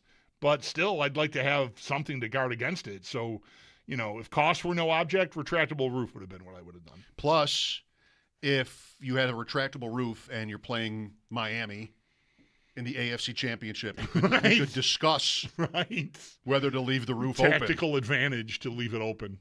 Now, no discussion, no choice. does the league let you do that? And I don't know. Who gets to decide? Right. Does the league have any say? The home team's choice? I mean, the AFC Championship's a pretty good ticket. Maybe it's a little bit of a different crowd than a regular season game. Yeah. Maybe that crowd would more likely want to, be warm and not, Yep. You get it. Well, I wonder, how. I mean, anything can tilt it, right? So everyone's paying more. It's the first time we've ever experienced personal seat licenses, and so that's more of an investment than you've ever had. And then the tickets are more expensive than you've ever had on top of that. And so now if you're in a spot where it's not covered and you're paying more, that probably grows some sort of level of aggravation because spending more should mean more comfortable. And if I'm as uncomfortable as I would be in a blizzard at the old stadium, then what am I doing here? But again, the majority of the seats are protected from the elements to some extent, right? So I don't know. I would have liked a retractable roof. I guess of the choices, though, I guess I'm fine with what they did. And come on, Miami in the AFC Championship. I mean, in a few years, maybe. Maybe. It's been 34, I believe. 1992 against Buffalo, I think, would have been the last Dolphins appearance in the AFC Championship. No playoff wins since 2000. The Lamar Smith game is their last playoff win. 2000. I'm eager for some, dribs and drabs, details on the new place and what eventually might be planned for it. I mean, is everybody going to want to be there? Like anybody who's ever led the charge, that's right, isn't it? Will want to be, some sort of a 2011 Sabres-esque alumni feature, maybe something like that. Yeah, I wonder if they do that, if they have just an event that is really that, to sort of, I don't want to use the phrasing soft open, but you know what I mean? Like not have it be a marquee event, but just something to sort of get familiar with it. Or maybe you do that sort of thing with the alumni like you're describing at a preseason game. I don't think you wait until September to do something like that. Okay. You probably do it in August. Yeah, it is a bit of an anticlimax with the preseason, just like it was at Rich Stadium. Yeah. Have you said you went to one of those games? No, I went to Bills Bengals in '73 in the regular season, right. but that was like middle of the season. A Monday night? No, it was a Sunday afternoon. Yeah, I really got this story. You're doing great. Yeah. Yeah, I mean they probably normally would have 2 preseason home games. When you're playing the extra game on the road. Oh, that's okay. I think you would play an extra game. They give you in the that other home at date. home. Okay. And that's the beginning. If there isn't something else before that, I mean that's the first Bills event, and the second, probably won't be remembered like the regular season, obviously, but the regular season home opener, will really not be the first football game in there. Lead the charge, Pete Metzelaars. You've been in will touch. Be on the show next week. Right. Yes, right. He was doing some work for Sumer Sports. I don't know if he does officially, if he has a job there or what exactly, but I saw a clip of him analyzing a tight end for Sumer Sports. I'm like, this is good. We should reach out. And we have a listener who knows him. So put us together, and it works out pretty well for us then. Next week at some point we'll talk to good Pete Metzelaars, who I can still see running to the end zone at Candlestick Park on a 50-yard touchdown pass. Yes. One of those plays that is just not what you're expecting. You're just not expecting the ball to go to that area of the field to that guy and watch him run unencumbered to the end zone. It was one of those oh my God! It's a great highlight. That's really happening? Right. Plays. I mean, nothing against Pete, but he was not, he was not known as a seam stretcher. They didn't really use the term yak in those days, but he was not a yak specialist. No. Or rack specialist. Yeah, no. Mike Schopp and the Bulldog here, 803-0550 for your calls. This is WGR.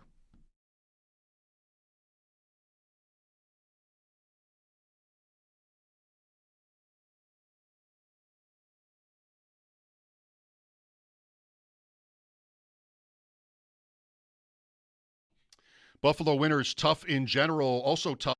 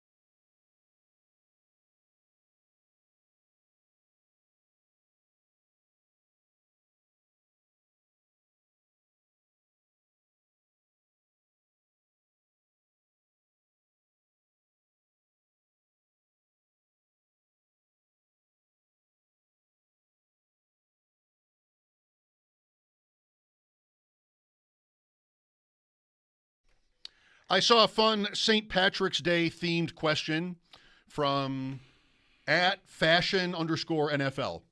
NFL fashion advice. Okay. It's an account that I like. All kinds of information and discussion about uniforms. The question was, what is your favorite green uniform in sports history? I've got one I would put on top.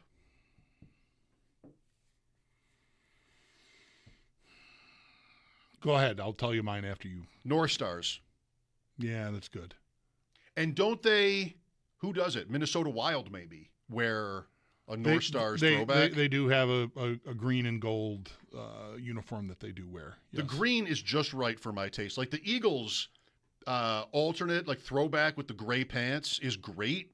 There's something about that hockey uniform that's like a brighter green. Yeah. I'm trying to. I feel like I see that a lot. I wonder if they've made that their primary dark jersey. I feel like I see the green and gold a lot on Minnesota. Really? Yeah. Like I don't. I've never watched one of their games. I might be. I don't know.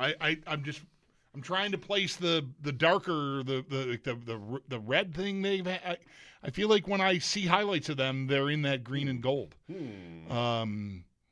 I don't want to sign on this. But I think they might wear it more than just occasionally. Like it might be like a thing where they're wearing that like the Sabres wear the black. What are we doing about that for the playoffs? Not ever wearing it. You think that's the plan, or you think that's your recommendation? That's my recommendation. I have no idea what their plan is. I just sort of feel like you should be done with Thursday, throwback Thursdays. It's the playoffs. Let's get serious. Wear your gear. Yes. What's your gear? What are your colors? Wear that. And I think blue and gold are their colors. The black is an alternate. It's nice. It's fine for people who really enjoyed it, but I would suggest they wear just blue and gold. I think the North Star is an alternate uniform for the Wild. That's Okay. not their right. So day to day. But I feel I see it enough that maybe it is like the Sabres with the black. I feel like I've seen it more than just occasionally. Do you think the Sabres will actually want to do that, though? And I wonder how late they can give notice. Like if they lose a game, Yeah. do they wear the other ones? Yeah, I don't know. They're scrambling over there. I don't know They're how that switching works. up the uniforms. I mean, it shouldn't affect your opponent. You're wearing dark either way, so they're wearing white. Assuming you're at home, they don't have a road version of the old Goat Lord, so it's only going to be for home games. I don't know. I don't know how that. My guess is you probably have to already be on the record with what your plans are because it's the NHL and they want to have that stuff known. I think they might not even allow alternate uniforms in the playoffs. I would respect that. I don't know that that's right, but Yeah. I would believe it. I like this Minnesota one, this as a suggestion for green uniforms way more than the first thing that popped into my head is just recency bias because I went to Fenway for the first time in 25 years this past summer, and they wore their green Monster uniforms. City Connect, is that? No, they have a yellow thing that's the marathon tags. Look at the Red Sox. So this is just a different alternate. I don't know if it falls under that same City Connect thing or not, but it's it's their Monster uniform, their green Monster colored, and I was surprised how much in person I really liked them because I was prepared to hate I haven't been to a Red Sox game in 25 years, and they're not wearing white. They're in green. They're in green. Like, what am I doing? But I sat down and just like, oh, I kind of like how these look. So it can't be my favorite green uniform, but it just What about the Sonics? came to mind. Very similar colors to that Minnesota. And they're probably coming back Yeah, it in a sounds couple like years. that, right? And they will be the Supersonics Good. if they get an expansion team, I read. So they probably will look like they used to look. I hope so. It's like a modernized version It's of a the good look. Sonics with the Yeah, Space Needle and It's the a whole good thing. look. Yeah, they in Vegas, right? Right. 803-0550 for your calls. More next. Mike Schopp and the Bulldog, WGR.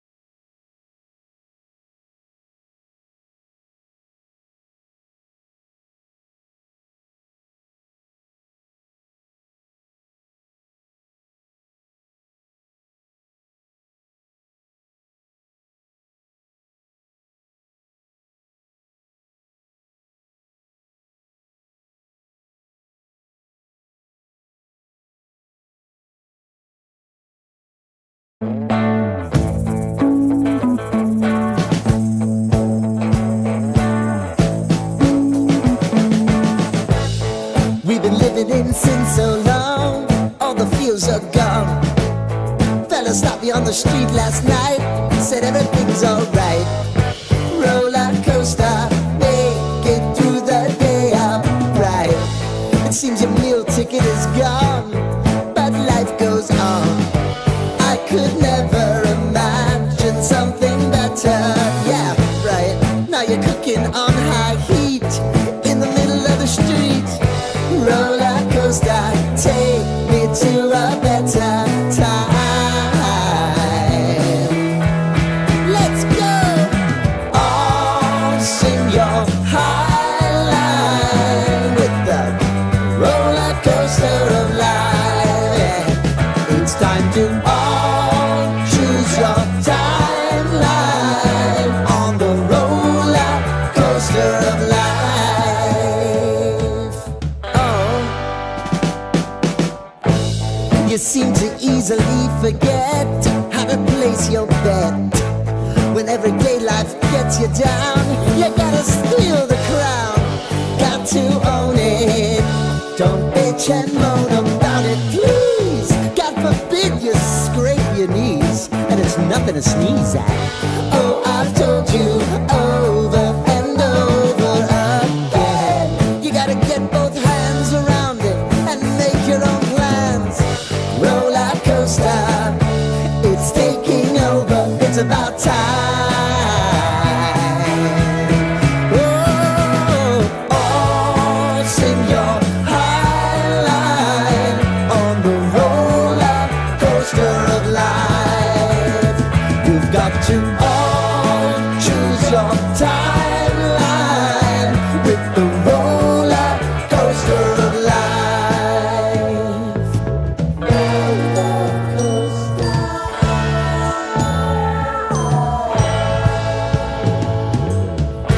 I want to go down the rabbit hole, down the rabbit hole of life.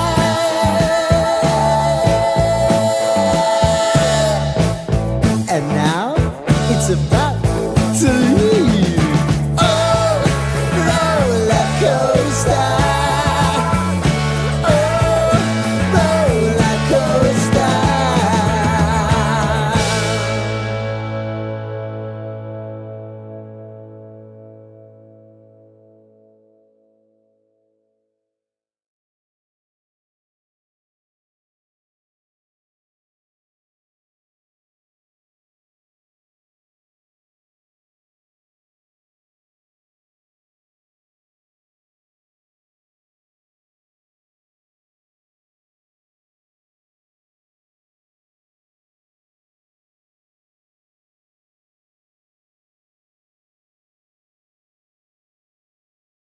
It's a late night tonight for the Buffalo Sabres. They are at Las Vegas, a 10 p.m. puck drop pregame. We'll get underway an hour before that at 9, and both will be right here on WGR.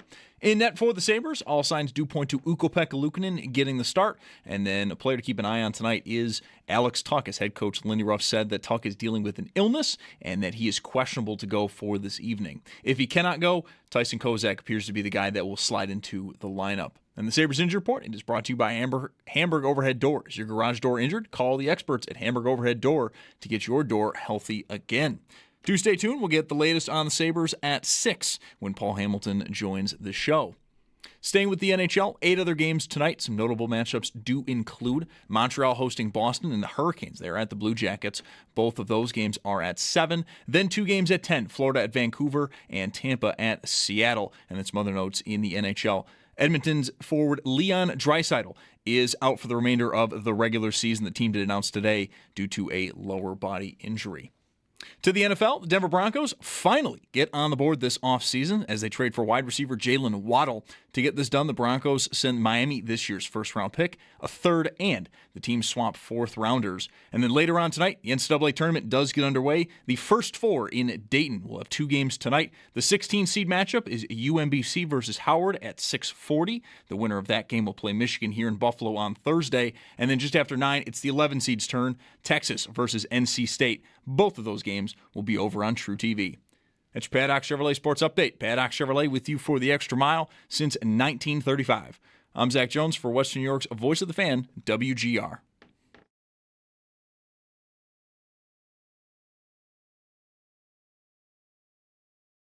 It's Mike Schopp We were having a very serious conversation about mayonnaise here. and the Bulldog And don't even talk to me about weed. on WGR Sports Radio 550. Have you decided what your favorite Sabres playoff matchup would be? We've talked about whether they would wear Right. black uniforms for any, or even all of it. Right. Don't know that answer. I doubt they'd wear them for all of it, if they're even allowed to wear them at all. We talked about this late in the week, and we're just sort of different possibilities and hard path, easy, easiest path, whatever. I'm still hung up on what a Montreal series would look like. I think those are two of the most interesting and exciting youngish teams in the league. And I just think a playoff series between the two of them could be a real, real fun watch. So I don't know if that's like my favorite idea. I just those games they played this year have been just basically my favorite games. Mm-hmm. And them positioned as 2 and 3, which they obviously are not right now. Montreal is currently third. The Sabres have to fall back into second and have that stay the same. Detroit's also at 82 points, same as Montreal. So it's going to probably go down right to the wire. But I'm going to have a hard time getting that matchup out of my head. And I don't think it's the best or the easiest matchup they could have, but I think it's history. I think the uniforms will look great if the Sabres wear the right stuff. And I just think style-wise, it could be a great fight. So that I think that's my answer right now. I'm a little deterred by going to the last Montreal game and being completely surrounded by Canadiens fans, except for my daughter. Right. And I've always said this about Leaf fans too. You love the energy, right? I mean, there's nothing bad about going to a sporting event and having people root for both teams. Like, right. It maybe is a little bit embarrassing to a Sabres fan when that happens, but really, like, the energy of the crowd is so lively and good, as opposed to a game where, they're playing Nashville or something. And everyone's just kind of sitting there. Right. And so I'm a little bit maybe kind of scarred by that. Yeah. I don't think it would be that pronounced in the playoffs. I don't hope either. not. Yeah. But the Sabres lost this game, and I was surrounded by people who were losing their minds with excitement. Right. And I almost got punched in the face, like, by accident as my daughter and I were leaving. There was an empty net goal, like a minute left in that game, and we were sitting on the glass.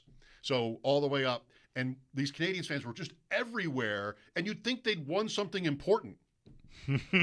Act like you've been there. I mean, you'd think it would have been important. Instead, it's just a Saturday night in It's just a February, game. right? It's just they're both going to be in the playoffs. The one guy I was talking to during the game, I think I kind of bummed him out. So said, how great would this crowd be if this game mattered at all? Right. Like, what do you mean? Well, Yeah. It doesn't mean anything. Yep. It means a little bit. So I'm not ready to pick Montreal. Yeah, no, I get that. I would hope that the building, I think we'll take care of that. I mean, I don't know if they'll take steps to bar zip codes or something like Carolina has done that before in the playoffs. So that's touchy because of Southern Ontario. Like, there are legitimate Sabres fans in Southern Ontario, and I Can't do it. So I don't think you can really make that work. I mean, but even still, I just think it can be such a hot ticket that I trust that we'll have the building, 70-30, 80-20, something maybe. And maybe that's even too much for playoffs. You don't want, to have to share it.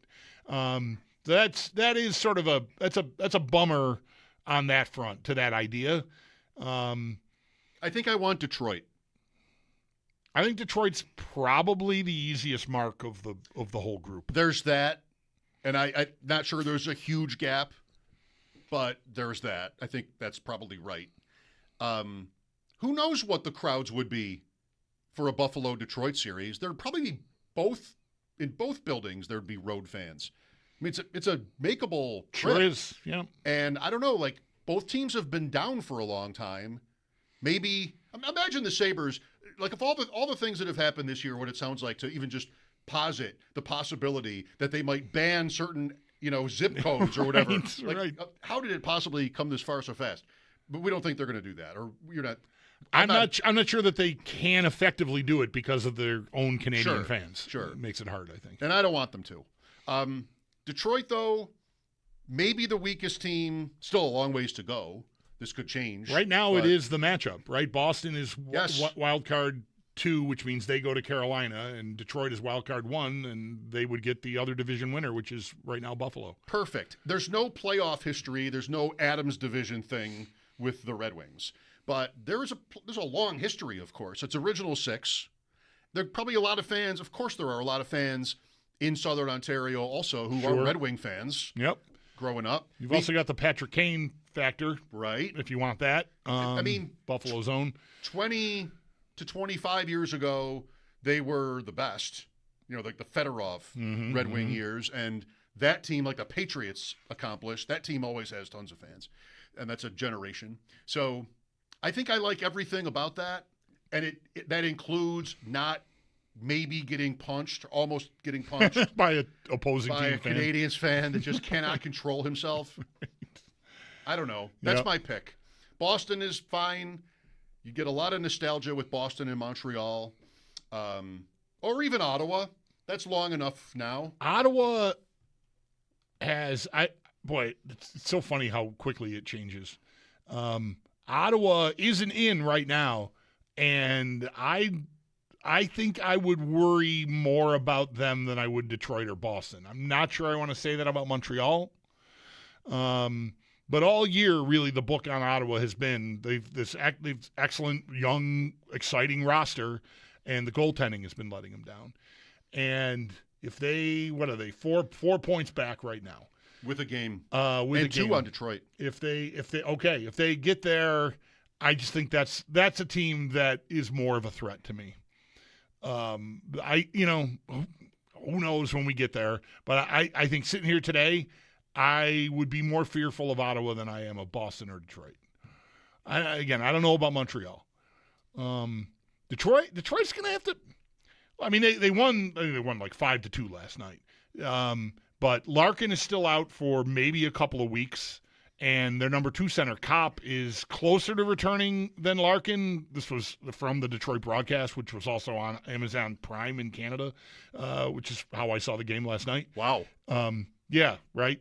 It was Ken Daniels. I don't think it was the whole crew. It was Ken Daniels and I think Jody Shelley, and I don't think he normally does Red Wings games, but they had the Red Wings legendary play-by-play guy was the play-by-play guy on Amazon Prime last night, and they're talking about the timeline, and so Larkin longer than Kopp, and I mean those are the top 2 centers. Like that is tough at this time of the year.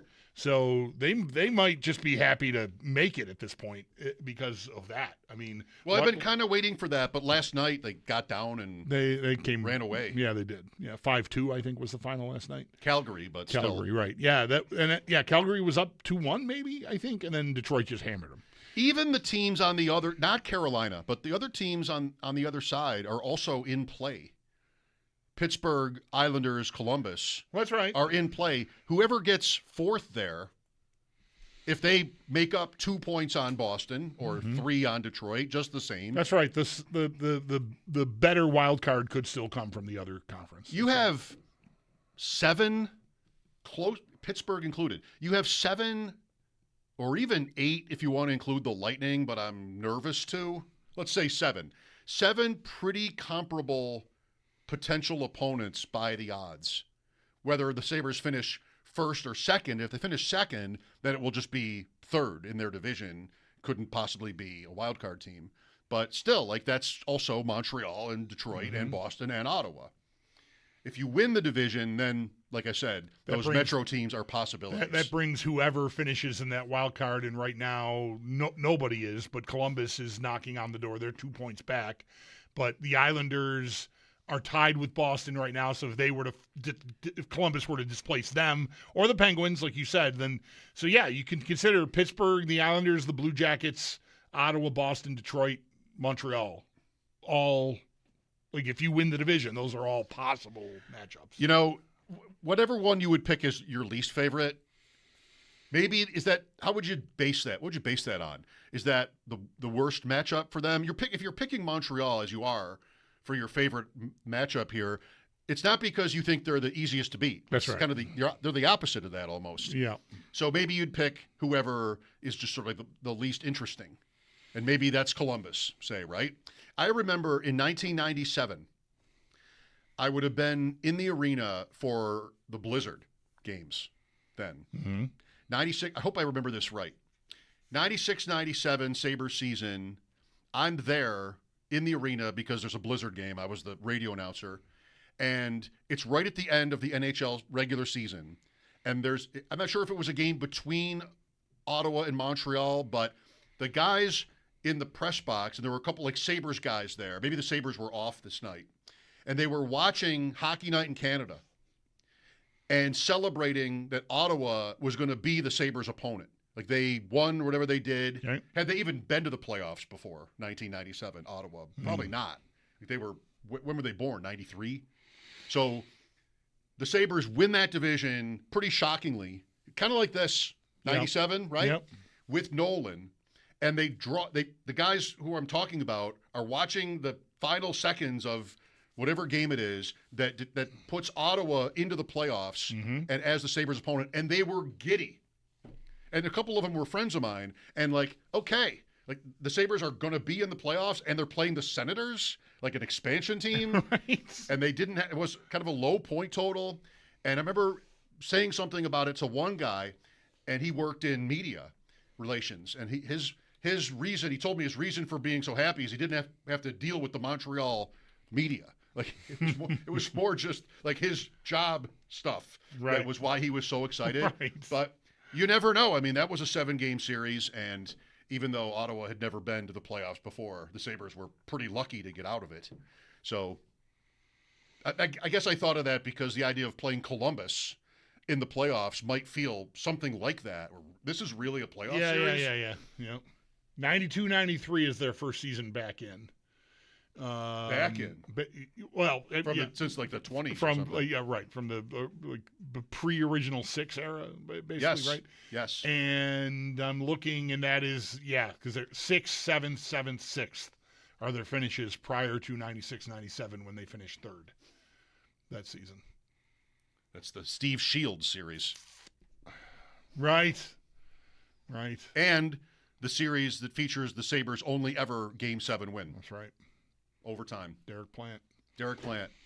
What's your favorite idea? 803-0550. This is another. Here comes the disclaimer. They're not in yet. There you go. I said it once. Okay, thanks. I said it once. I wasn't going to. It's pretty incredible that a win tonight of any kind gets them to 90 points. That's insane. With 14 games With left. 14 games left to go. This is amazing. Yeah, they should get to 100, don't you think? Yeah, I mean, unless they really fall apart here, yeah, I mean. 6 wins. That's 6 wins out of 15 games. Correct. I mean, that's not even good. No, that's not even good. And by this team's standard, it's terrible.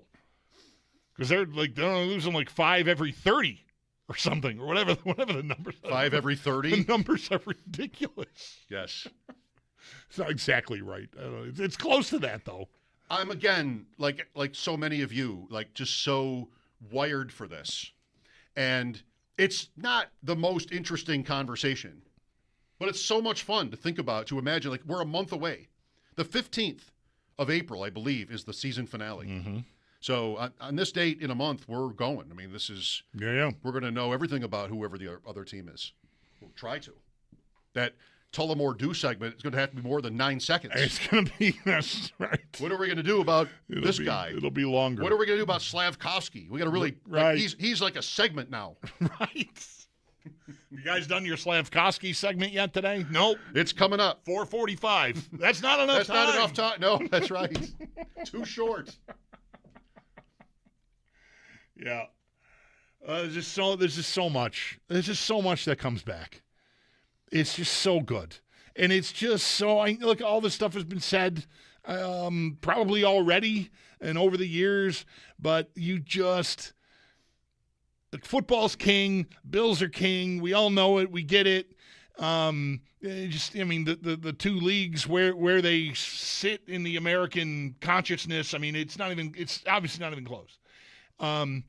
But football is just that it's not exactly the opposite, but it's close. It's like 6 days of pouring yourself into this matchup, and then it's 3 hours, and then it's over, and then you're either on to another game or you're going home and your season's over and your coach is getting fired, and it's just so spotty. Like the actual thing that you really are waiting for takes up so little of the actual time spent, thinking about it. Whereas with hockey, once the playoffs begin, unless you get, unless you win in 5 and everybody else goes 7 and you're waiting around for, 6 or 7 days for the second round or the third round to start, it's just every other day, and the rhythm of it is so great.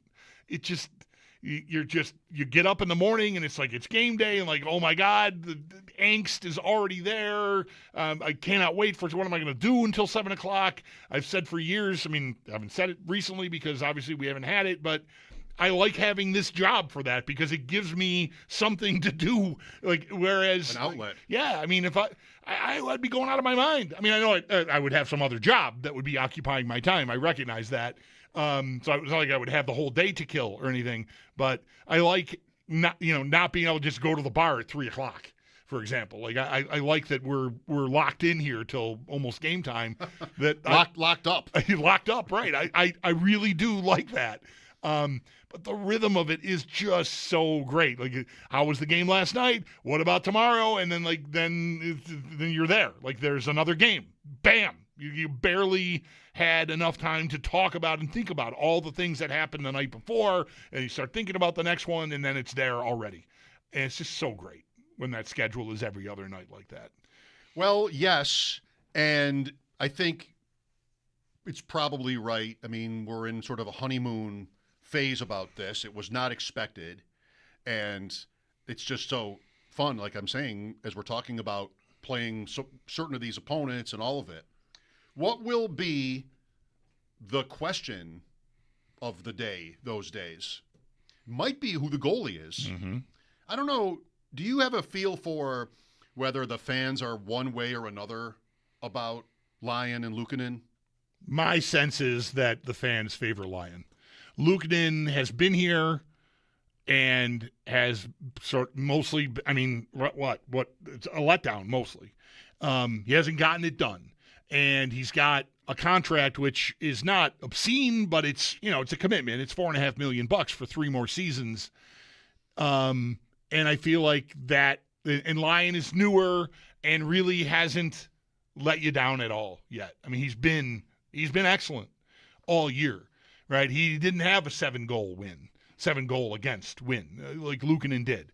And I just think there's some fatigue with Luukkonen. Like, I feel like if it ever is being talked about, like online, Twitter, whatever, I feel like I'm defending Luukkonen. From fans. From fans. Like, so that is my sense is that Lyon has never hurt us. Not that Luukkonen has really hurt you. It's just, whatever. They just haven't been a good team when he's been the guy that was playing most of the games. So I think they're very comparable. I think it's a really interesting year for there's not an easy answer. And I thought, and maybe some of our audience picked up on it, maybe even you did, like even early in the year, I just always thought their default setting would be, okay, let's get Luukkonen up and running. He's the commitment. Let's just make that work. He's younger. He's maybe athletically more gifted, pedigreed second-round pick, Finnish national team. Like he sort of outranks Lyon career-wise just because of his draft status almost. And Lyon's more of a journeyman. Yep. And I just thought they would try to give him the benefit of like the extra start here or there, and that just really has not happened. He was even picked for the Olympics this year. That's right. But then got hurt. That's right. And didn't go. So, to their credit, I think I want to say that this is to their credit. They haven't forced that, at least not externally. Like I don't think anyone could tell you that they've been favoring Luukkonen in any way. I can't, and I thought they would. And as I say, it's a mistake. I think they've been honest about it, and it's really worked out for them. But it's at a point where they're probably going to feel like they should pick one or the other. The question on Lyon, probably the most common one, probably will be the combination of the lack of playoff experience, which is also Luukkonen, but he's going to end up at a workload that he's never surpassed. Mm-hmm. I mean, he played 44 games in one season for Detroit, which is easily the most of his 9-year career. And he'll come somewhat close to that this year. But then if you tack on playoff games, it's kind of a new workload for him. That's the word I guess I want to use. And who knows, right? I mean, when you have so many key players that have never been. I mean, Lions had one season where his team was he started 3 games for Florida in a playoff year. That's it for his whole career. And got pulled, and then they went to the finals. Yeah. Right. I mean, I'm blaming him, but I'm just saying, like, it didn't go real well. They lost, and then he got taken out, and they, went on a run. That would count as a that run. lasted until this year. Yeah, right. It was 3 years ago. David is with us. Hello. Hey guys, I really appreciate you guys taking my call. Sure. Thanks for being there. Yeah, just calling just to say how excited and how much it's going to mean to me when those Sabres make the playoffs. As a longtime Sabres fan, moved to Buffalo in '89 and then moved away later in life, but have remained a huge fan. I have a 13-year-old and a 10-year-old son, both play hockey and are avid hockey fans and are Sabres fans, but really haven't been able to experience playoff hockey as that true fan. And when the Sabres are able to make it, it's just going to be an amazing experience that I'm going to be able to have with them, watching from afar, and just truly excited about this team and what's to come for these guys. Thank you again for taking my call. All right, you're welcome.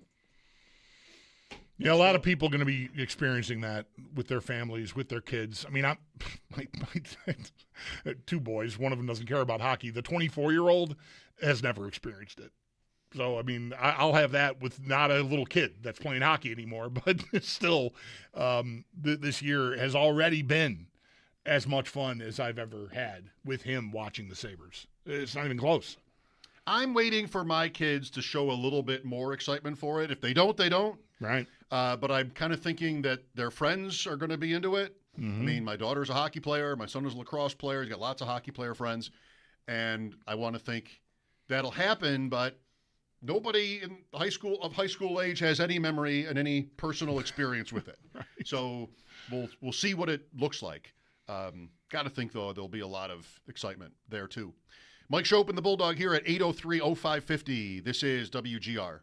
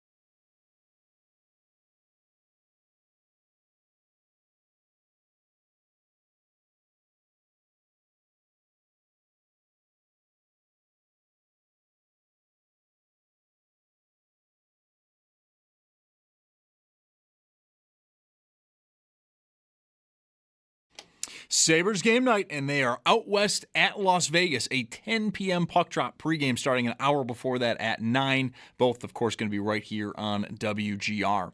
In net tonight for the Sabres, all signs are pointing to Ukko-Pekka Luukkonen getting the start, and then Alex Tuch is questionable for tonight. Head coach Lindy Ruff said Tuch is dealing with an illness, and if he is not able to go, all signs are pointing to Tyson Kozak being the one that slides into the lineup.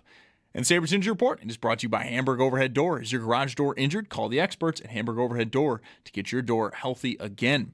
We'll get the latest on the Sabres in just about a half hour at 6 o'clock when Paul Hamilton joins the show. The Denver Broncos finally got themselves on the board this offseason as they trade for wide receiver Jalen Waddle. To get this done, the Broncos do send Miami this year's first, a third, and the team's swamp fourth-round picks. And the Eagles, they are signing wide receiver Hollywood Brown to a one-year deal worth up to $6.5 million. And then later on tonight, the NCAA tournament does get underway. It's the first 4 in Dayton.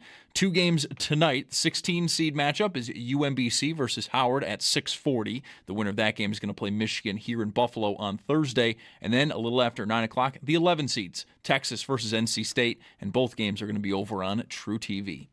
That's your Paddock Chevrolet Sports Headlines. Paddock Chevrolet with you for the extra mile since 1935. I'm Zach Jones for Western New York's Voice of the Fan, WGR.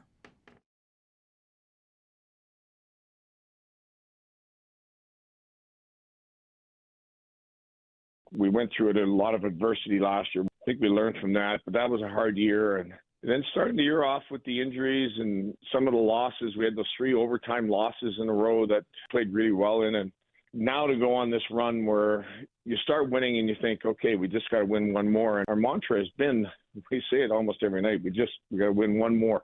Leaving on this trip, it's the same. Walking in the dressing room every day, you just see the guys, the energy they've got, the attitude, the belief that they can win every night. It's great to see them getting rewarded for how hard they've been working.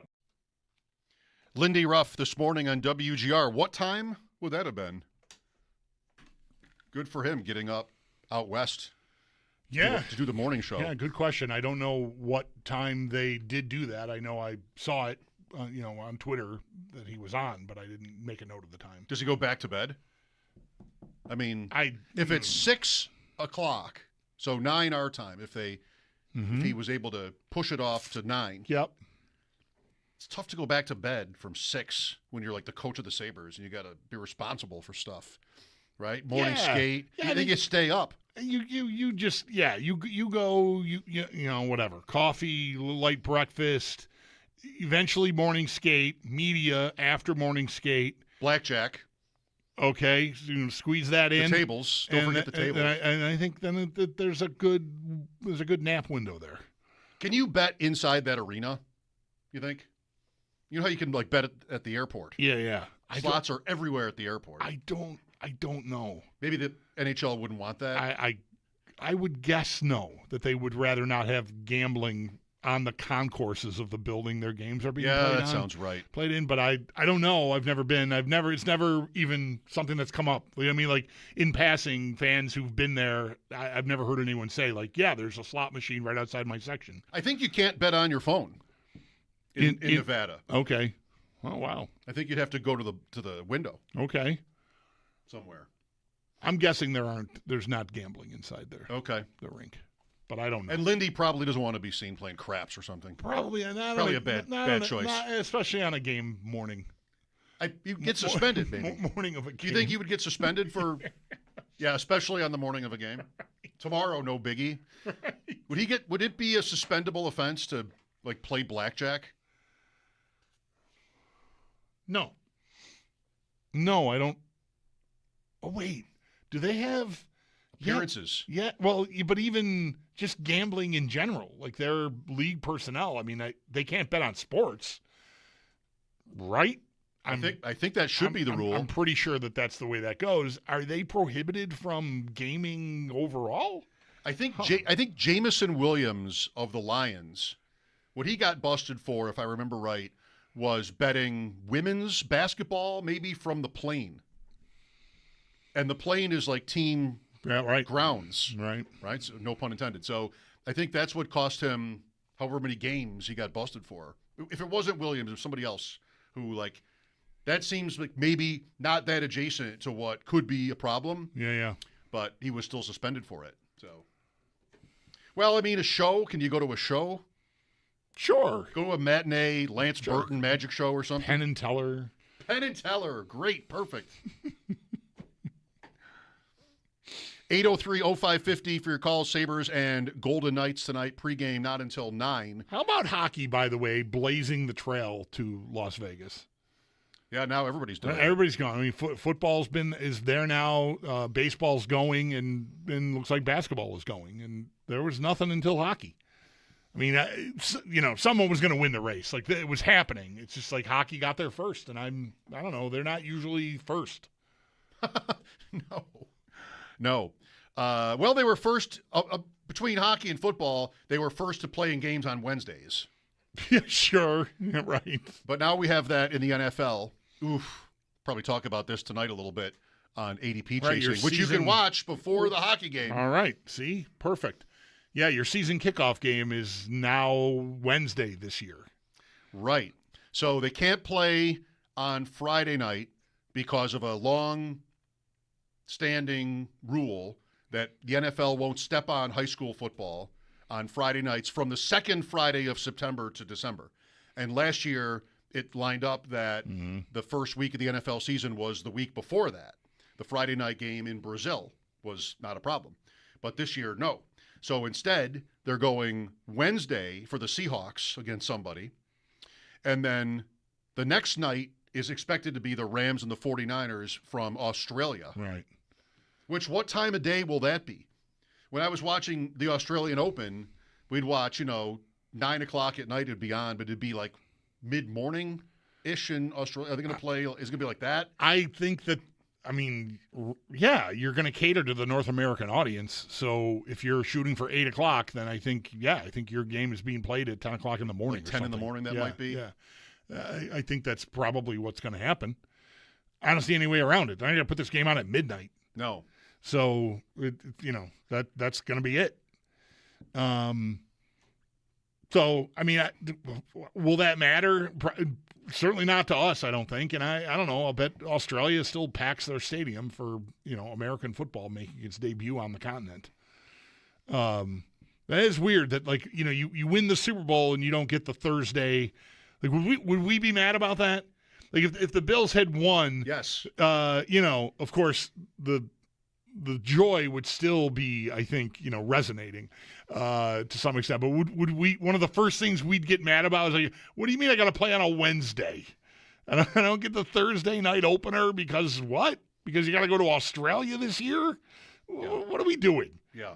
Can't Australia play on Wednesday? Can't Australia be the one to move? Why don't I get my Thursday? Whatever. Who will the Seahawks get? So it won't be the Rams or the Niners. Right, because they'll be in Australia. That's a quick turnaround. If they have to play the Seahawks, it's not even on the way to Australia. If they go to Seattle and then, no. So it won't be the Rams or the Niners. It's not going to be Arizona because that's Arizona. Right. It's not going to be the Giants, right? Definitely not. That leaves Dallas, Kansas City. No, not with Mahomes in question. They are not, and that's coming out in May, and they will not know. So no way will it be the Chiefs. Chargers. Okay. Yeah. Doesn't quite rise to the level of the season opener. So far the pick is Dallas. I think so, yeah. New England. That's pretty good. Rematch, and it wasn't even a close game, though. I know, but New England is sort of new to being contendery, right? They're back. For that reason alone, I think I like it. And then there's one more possibility, and this would be my pick. Chicago. That's good enough. The Chargers don't rise to the level. The Bears do. Now, the Bears could have been the pick years ago when they were unwatchable because they were always getting primetime games anyway. Chicago, right. Now they're interesting. I think I would bet Chicago, then Dallas, then New England. I'm often wrong on that. I always worked by the premise that they didn't want the game to be too good. Like a Super Bowl rematch to me would just be more than they need for the opener, but they've proven differently in recent years, so I guess that'd have to be a possibility. I think I would go New England, Chicago, Dallas. I like the rematch idea. It would be another thing if the rematch was against a team that we're all sick of. You know what I mean? Like, that's been on the stage. New England almost qualifies because they've only been gone for like 5 years. But, again, they're new to being a contender. I feel like that works. And the fact that the game was so lopsided is all the more reason. If the betting markets think those two teams are going to be contender level status again, let's put them out on the field again and see what happens. I'm talking myself into New England. I hate it. I hate this idea. Good. I hate this idea. I wanted you to hate it. Why would the logic dictate that because the game was so one-sided that it's a good choice? Now they're going to have to play the Seahawks in Seattle? Because it was just one game. Well, they're all one game. I know, but I don't think you said like the game wasn't even close. I don't think that matters. They made the Super Bowl. The betting market is going to tell you they're a Super Bowl contender again. Put them right back out there. Are the Patriots even really that interesting? Like, is that a team that gets the maximum night games? It's a big market. And I know, like, the Brady Vrabel era. They're going to be elevated New England. They're going to be everywhere. They'll get whatever the number is, 6, 5, 6, whatever it is. They'll get the max. Yeah, I think so. I think so. I think they're going to be a team that I'm just annoyed when they're the game of the night. Just not that sexy. I think just like having to watch Vrabel and whoever else. Yeah. Miami, maximum of 2 night games. League's lowest win total. Man, you said it when we talked about Malik Willis the other day.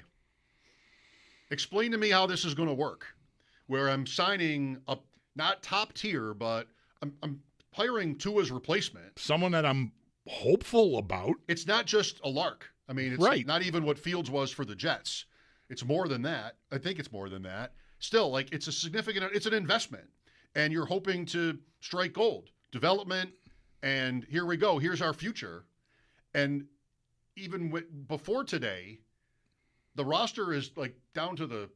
Yeah, it almost looks like the Malik Willis move was made by a different general manager. Like every other move they've made says we're going to the bottom with intent, and Willis does not. And I just think it's a very odd. Like, are you hoping to carry him through this terrible year where you're down to the studs and have your team believe in him still in a second year, let alone your fans? It's a really weird signing.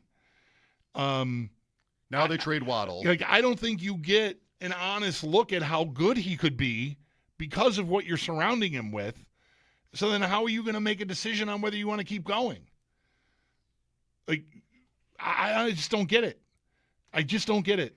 I think it's very odd choices. I mean, I understand gutting it. I understand getting rid of Tua. What I don't understand is not just moving forward with your name here to get through this year, and then, you like Willis so much that you had to be the team that got him this year in free agency? That must be it. I don't know. Then why not? I guess the dead money is why not. Like, sort of keep going with some of what you've got. Like, at least Waddle. That contract wasn't even that cumbersome. I mean, they're saving money, but it's still not, like, it wasn't a problem, a big problem, I don't think. It just doesn't make sense what they did there.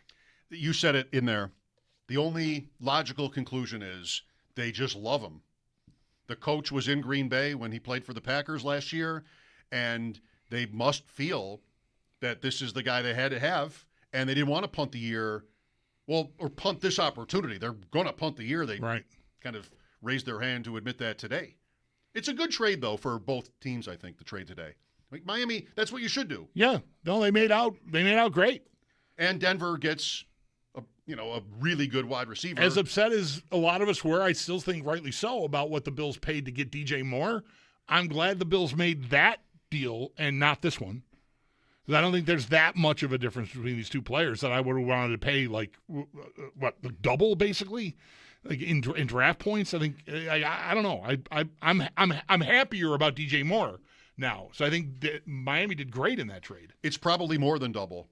Late first, late third, and a fourth swap the other way, which is not going to be much. Right, it is. It's I don't have it committed to memory.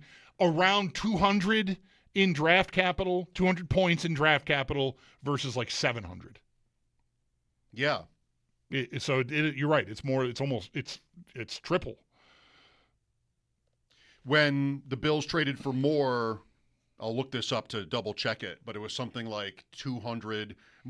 Must have been a different chart from the numbers you just used, but something like 200 points to 26. And DJ Moore, 26 plus DJ Moore. I've got a tweet now. I'm sorry, but I don't know where. It's from a fan account, and it doesn't say where the data comes from. 714 points is what I've got Denver according to this, and the Bills were 275. How much better a player can be debated. Better, I think a better player. Better, but I don't know that gap is substantial. Paul Hamilton coming up at 6 from Las Vegas. He made it. Sabres and Golden Knights tonight. Pregame at 9 here on WGR.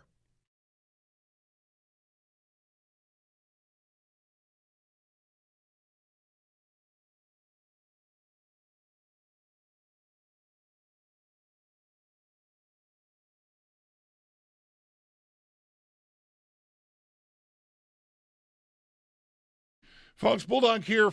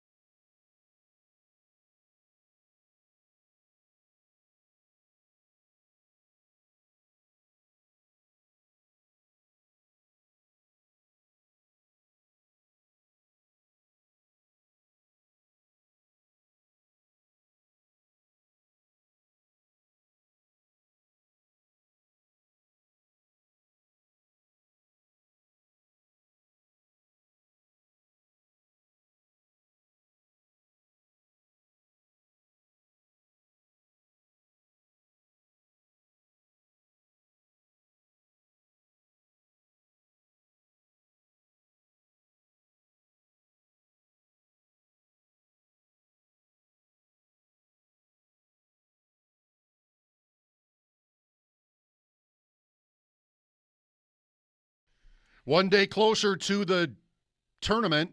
I think I can say tournament. There's some terms I can't say for it. Right. They're going to get sued, apparently. Felt like you were towing the line right. I was thinking about it. Right up there. Yep. I like my words. I like to try to use different words. Yep. Sometimes, though, if you're going to get fined, even if they're not swear words, best to avoid. We're getting closer to the tournament, and that means just the action is growing. You're in there with Joe Ostrowski's thing. I'm in there. Go Nebraska.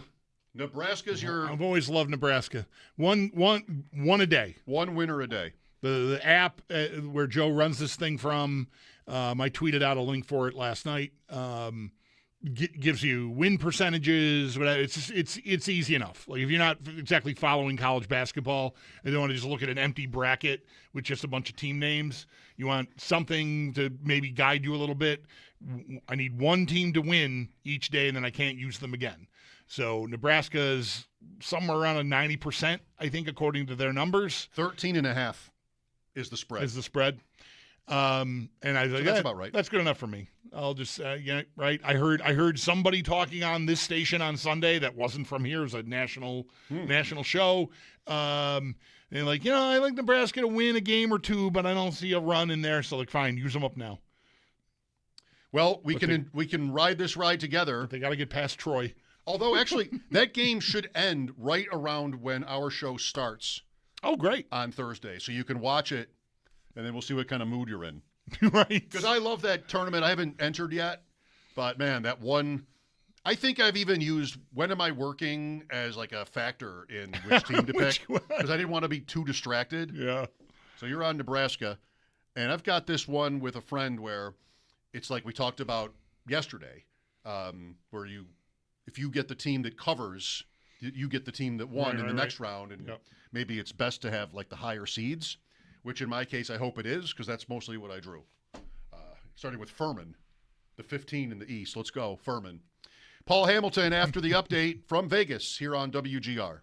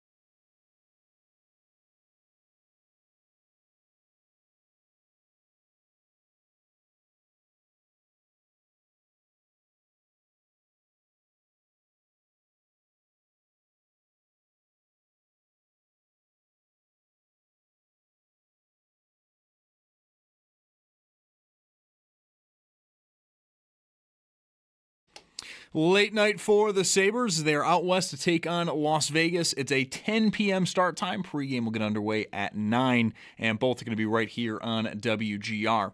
In net tonight for the Sabres, all signs do point to Ukko-Pekka Luukkonen getting the start, and then some health issues, as head coach Lindy Ruff, speaking with the media earlier today, did confirm that Alex Tuch is dealing with an illness. He is questionable for tonight. If he cannot go, it appears Tyson Kozak will get his spot in the lineup. And the Sabres injury report, it is brought to you by Hamburg Overhead Door. Is your garage door injured? Call the experts at Hamburg Overhead Door to get your door healthy again. Do stay tuned. We'll get the latest on the Sabres as Paul Hamilton will join the show next.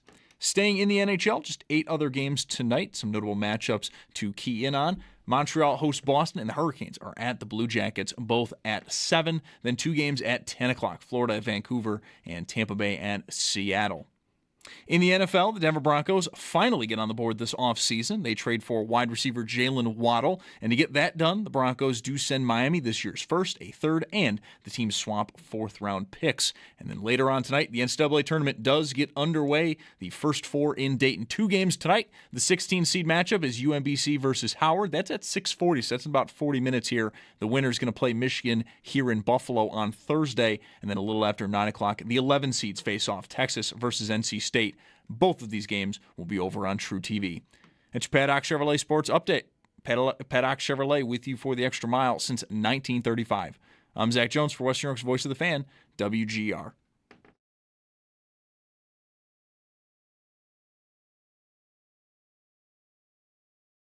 It's Paul Hamilton. Oh, Cervatic and Hamilton go at each other and Sawinski. We have to fight. With Mike Schopp and the Bulldog. Nonchek was just totaled by an Iowa State player against the board. I think it was by Hamilton. On WGR. Really a pretty unnecessary hit by Hamilton. But Hamilton is still awfully mad. He's being held back. Number 17, Paul Hill. 2 minutes for charging, 5 minutes for fighting, and a misconduct. Sports Radio 550. Don't mess with Paul, right? That's what that message is all about. Bulldog, I'm quite sure if I were to name any quarterback in Bills history, you would recognize it. I hope that's right. Especially ones that played and even threw a touchdown pass. Okay. Again, I want to be hopeful here. Yeah. Mike Taliaferro. What's that now? Mike Taliaferro threw a touchdown pass for the Bills as a quarterback. No funny business here. In this game at the final Municipal Stadium game in Kansas City? Close. The week before? The next year. Okay. Played 7 years in the AFL for the Jets and Patriots, and then was a Bills backup in 1972. Wow. Watching a thing. 72. I mean, I just missed him. Yeah. I mean, I was alive, but I mean, 73 is the first year I can really remember. I mean, it's so notable with OJ and the 2003 yards. I don't really remember anything about the Bills before 73. Okay. He appeared in 4 games, including one at the Orange Bowl, where he threw a touchdown pass in the Dolphins' undefeated season. Oh, boy. And the Bills lost by 1 point. Oh, wouldn't it have been something if he had been the only guy, we would all know his name. Right. If he would have been, he came in relief for Dennis Shaw. I don't know if there was an injury or what. And he did go 4 for 12 for 16 yards only. How late in the year? Not late. Okay. So I mid-October. Maybe we wouldn't. It maybe wouldn't be a footnote, because if the undefeated season was over by October, then it's just a season, That's right. And you went 11-1, Congarts. It's probably not that big a deal. It's probably what should have happened. Yeah. Some point along the way, they were due to lose. They just didn't. I am going too hard on 73 because you just said Dennis Shaw, and Fergie is their quarterback in 73. He's a rookie, and he goes right in because all he does is hand off to OJ like 410 times. But I remember Dennis Shaw, so I guess I have some memories of pre-OJ or pre-73, really. OJ's on those teams already. You just know if Ange were sitting here, it'd be like, sure. Right. Mike Taliaferro, absolutely. Right. I mean, again, 7 years in the AFL, but Yeah. The Bills lost every meeting with the Dolphins in the entire decade, but they were not all. No, they didn't get stomped all the time. This one they lost 24-23. And that touchdown, by the way, was the last scoring of the game. So in those days, you couldn't go for two, but they would have. Or they just were happy to be close and would have taken the 1-point loss. Right. You know, a Gironian performance here where we're 13.5-point underdogs. Yeah. But look, we fought hard. No quitting these guys. Mm-hmm. That's a good team over there. Yeah. We held our own. No, Paul? Interesting. What do we do? We did talk to him yesterday, and I was thinking about this. I'm thinking, all right, I don't want to ask him all the same questions. Right. We might not get Alex Tuck tonight. Right. It seems he was ill at the morning skate and did not take part of the morning skate. The reason was he was feeling sick. So if that continues on into like the afternoon and into game time, which is still now 4 hours, just about exactly 4 hours away, then I guess Tyson Kozak would go back in. Can you bet him for an anytime goal? Tuck? Kozak. Oh. Come on. Oh, yeah. That's the kind of season it's been. See, is he on the list? Let me look. He is getting the list out. I'm gonna go find it. If I can just extricate my bag while we're hoping to connect with Paul. I don't know if we should be even hoping. We should be. Well, what's the play tonight? People want to know. You've been a big winner at these kinds oh of things. my gosh, I've not. Paul is coming up shortly. It's a good thing I bought that guitar with the money I won that last time because I haven't won anything since. And I also haven't been crazy active. Like I'm way more. The Tage Thompson thing has been over for quite some time now because the God Almighty, why can't I get just the games? Well, on here? while you're looking, Sorry. Let's see if Paul knows anything more about whether Tyson Kozak will even play in this game. In for Alex Tuck. Paul, what does it sound like? Yeah, it's just basically they didn't want Tuck at the morning skate because he was ill. So I think it definitely is a game-time decision. You know, how does he feel? You know, can he get to the rink? How bad does he feel, like, about now or within the next hour or so? And then, you know, if he gets there, then how does he feel when he takes warm-up? So I think it's going to be up to – it's not his injury that they had 2 games ago. It's definitely an illness. What changes to the lines if he misses?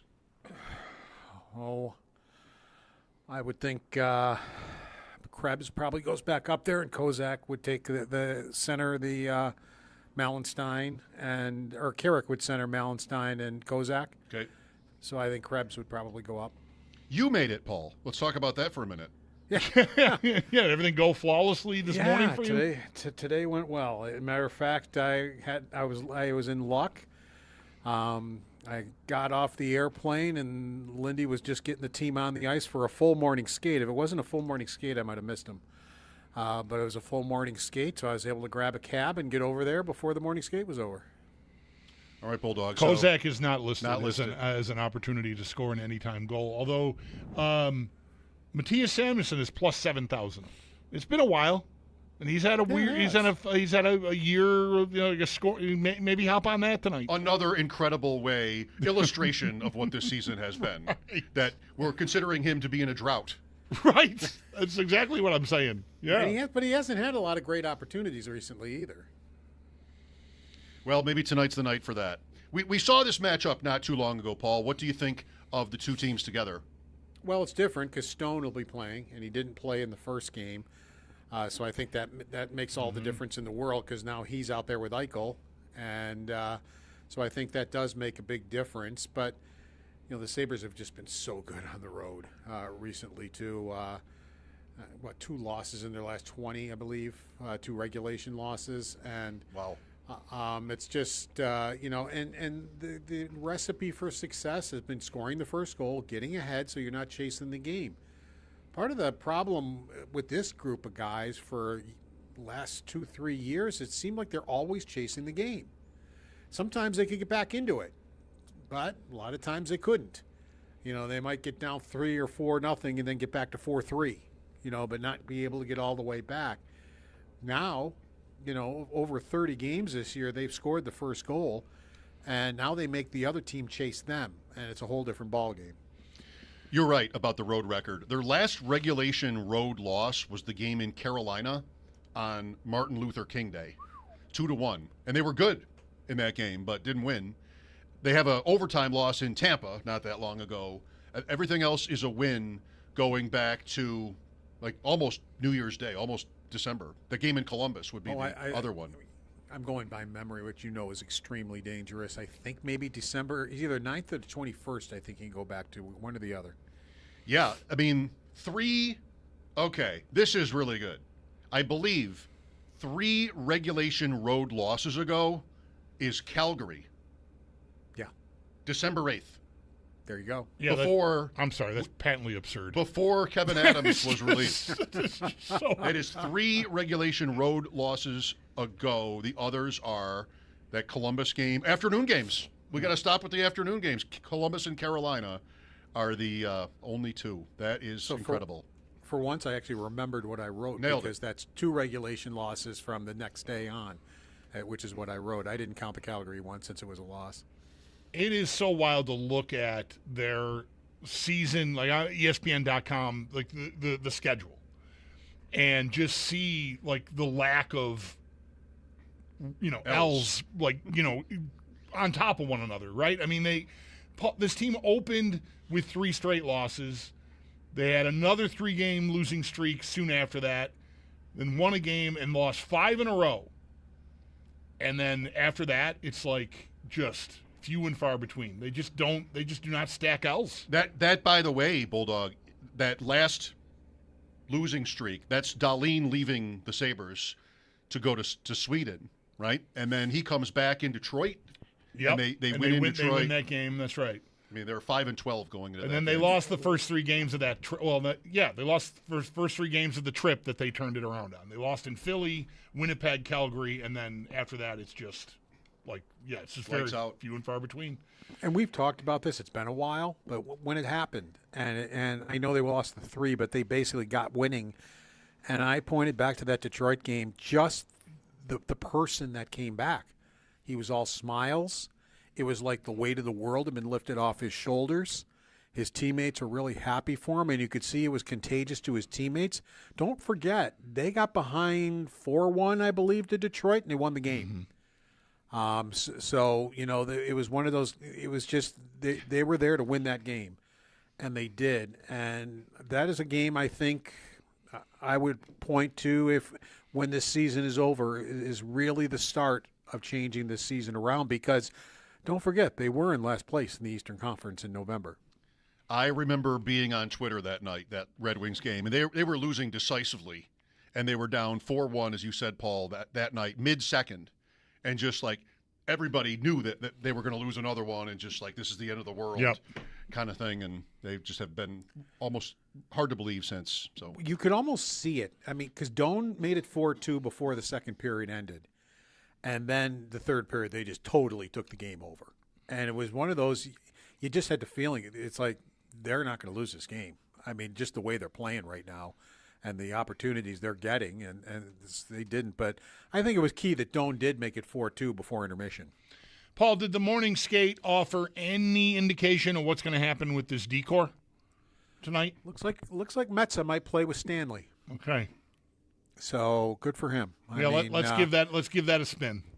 Yeah, and I asked Lindy Ruff because I've had fans. You guys might even mentioned it. That Metza hasn't killed any penalties. Mm-hmm. I mean, you've got your 4 guys, and they basically kill all the penalties. And I asked him today, look at him. I said, I know you have 4 guys that have been very successful at it, and you don't want to go away from it. But if you have to, would you put Metza in to kill penalties? He goes, oh, I absolutely would. He goes, he's very good. He'd be very good at killing penalties. And he goes, they like the 4 that do it, but he said he would not be afraid whatsoever to put him on the penalty kill. Well, I hope that works. I mean, there's a couple things going on here. We've talked already a lot about Stanley and Schenn, I guess, but to me, Schenn is over there for the playoffs, and Stanley, I think, was acquired to play, size, physicality. So let's get him up to speed, and let's see if he and Metza can get some chemistry, and maybe that can become a pair. Because, like we talked yesterday, Paul, I definitely think Metza belongs in their top 6, but you got to have a pairing that works there, right? And eventually they'll get more of a logjam here if Timmins progresses. Talking about penalty killing, Paul, I mean, he was a big part of that and a big shot blocker, like you've mentioned numerous times. So they'll have even more decisions to make. But if Metza and Stanley can stabilize their third pair, man, that would be fantastic. And I think they can because, Stanley does have a tendency to turn the puck over at times. And Metza, I think, can help him. That your partner's there. He'll bail you if you do get carried away and turn it over. So I think it's a very good idea because I think one can help the other. Paul, how many times have you been out to Vegas for a game? Plenty. Yeah, no, I've been out here quite a bit. I got a chance after I wrote my article to get out and wander around a little bit before I got back here to do this. And then, of course, my equipment didn't want to work, but that's all right. we got it. It finally did. I mean, so you've been often enough where it's not new anymore.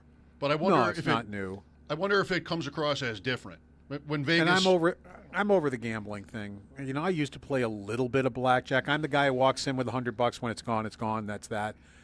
One time I played one hand at $100 just to say I did it. Of course, I lost. That was the end. I played for 30 seconds. But I'm kind of over all that. I don't play at all. I did. I've told you guys this story. I did sports bet once, and bet on the Colts to win the Super Bowl. It was June during the draft, and they were 11-1. I liked the bet, and their quarterback retired like day 2 of training camp. Sorry to laugh. So that was the end of that. Yeah, right. Well, so Paul decided we're not going to do the sports book thing anymore either. Right. All right, but the overall scene, right? I mean, it's still a big show for the pregame, and it's off the charts, right? Like unlike anything else in the league, is that right? Oh yeah. I mean, I saw a show. Cheap Trick did the whole Sgt. Pepper album. Okay. It was awesome. And then they did their own songs too after that. But not at a game. They dressed the part. I mean, it was billed as they're going to do Sgt. Pepper. Yeah. And I actually got pretty lucky. Our row got moved up to the first row. I mean, so I got front row seats for that, and I really enjoyed that show. Okay, I was talking about the Vegas the game presentation, though, is what I was referring to. Not how great shows are in Vegas. I'm sorry if I misled you. I thought you meant the vibe of the city. I thought you were talking about. I mean the whole thing, the theatrics of the intro and all that. Yeah, it is good. I'm to a point now where I don't pay any attention to it anymore because I've seen it enough. Right. But yeah, it is very good. If you haven't seen it, it is a very good. And has anyone else in the league, to your eye, gotten anywhere near it? Right. That's what I thought. Not even close. They don't even try. I mean, it's almost like a mini play. Right. And they do a fantastic job with it. The other thing I like about this arena is up top. It would be like the top corner of the 300 level in our rink. Mm-hmm. There are bars in all 4 corners, and they're really cool. I like bars. that. Yeah.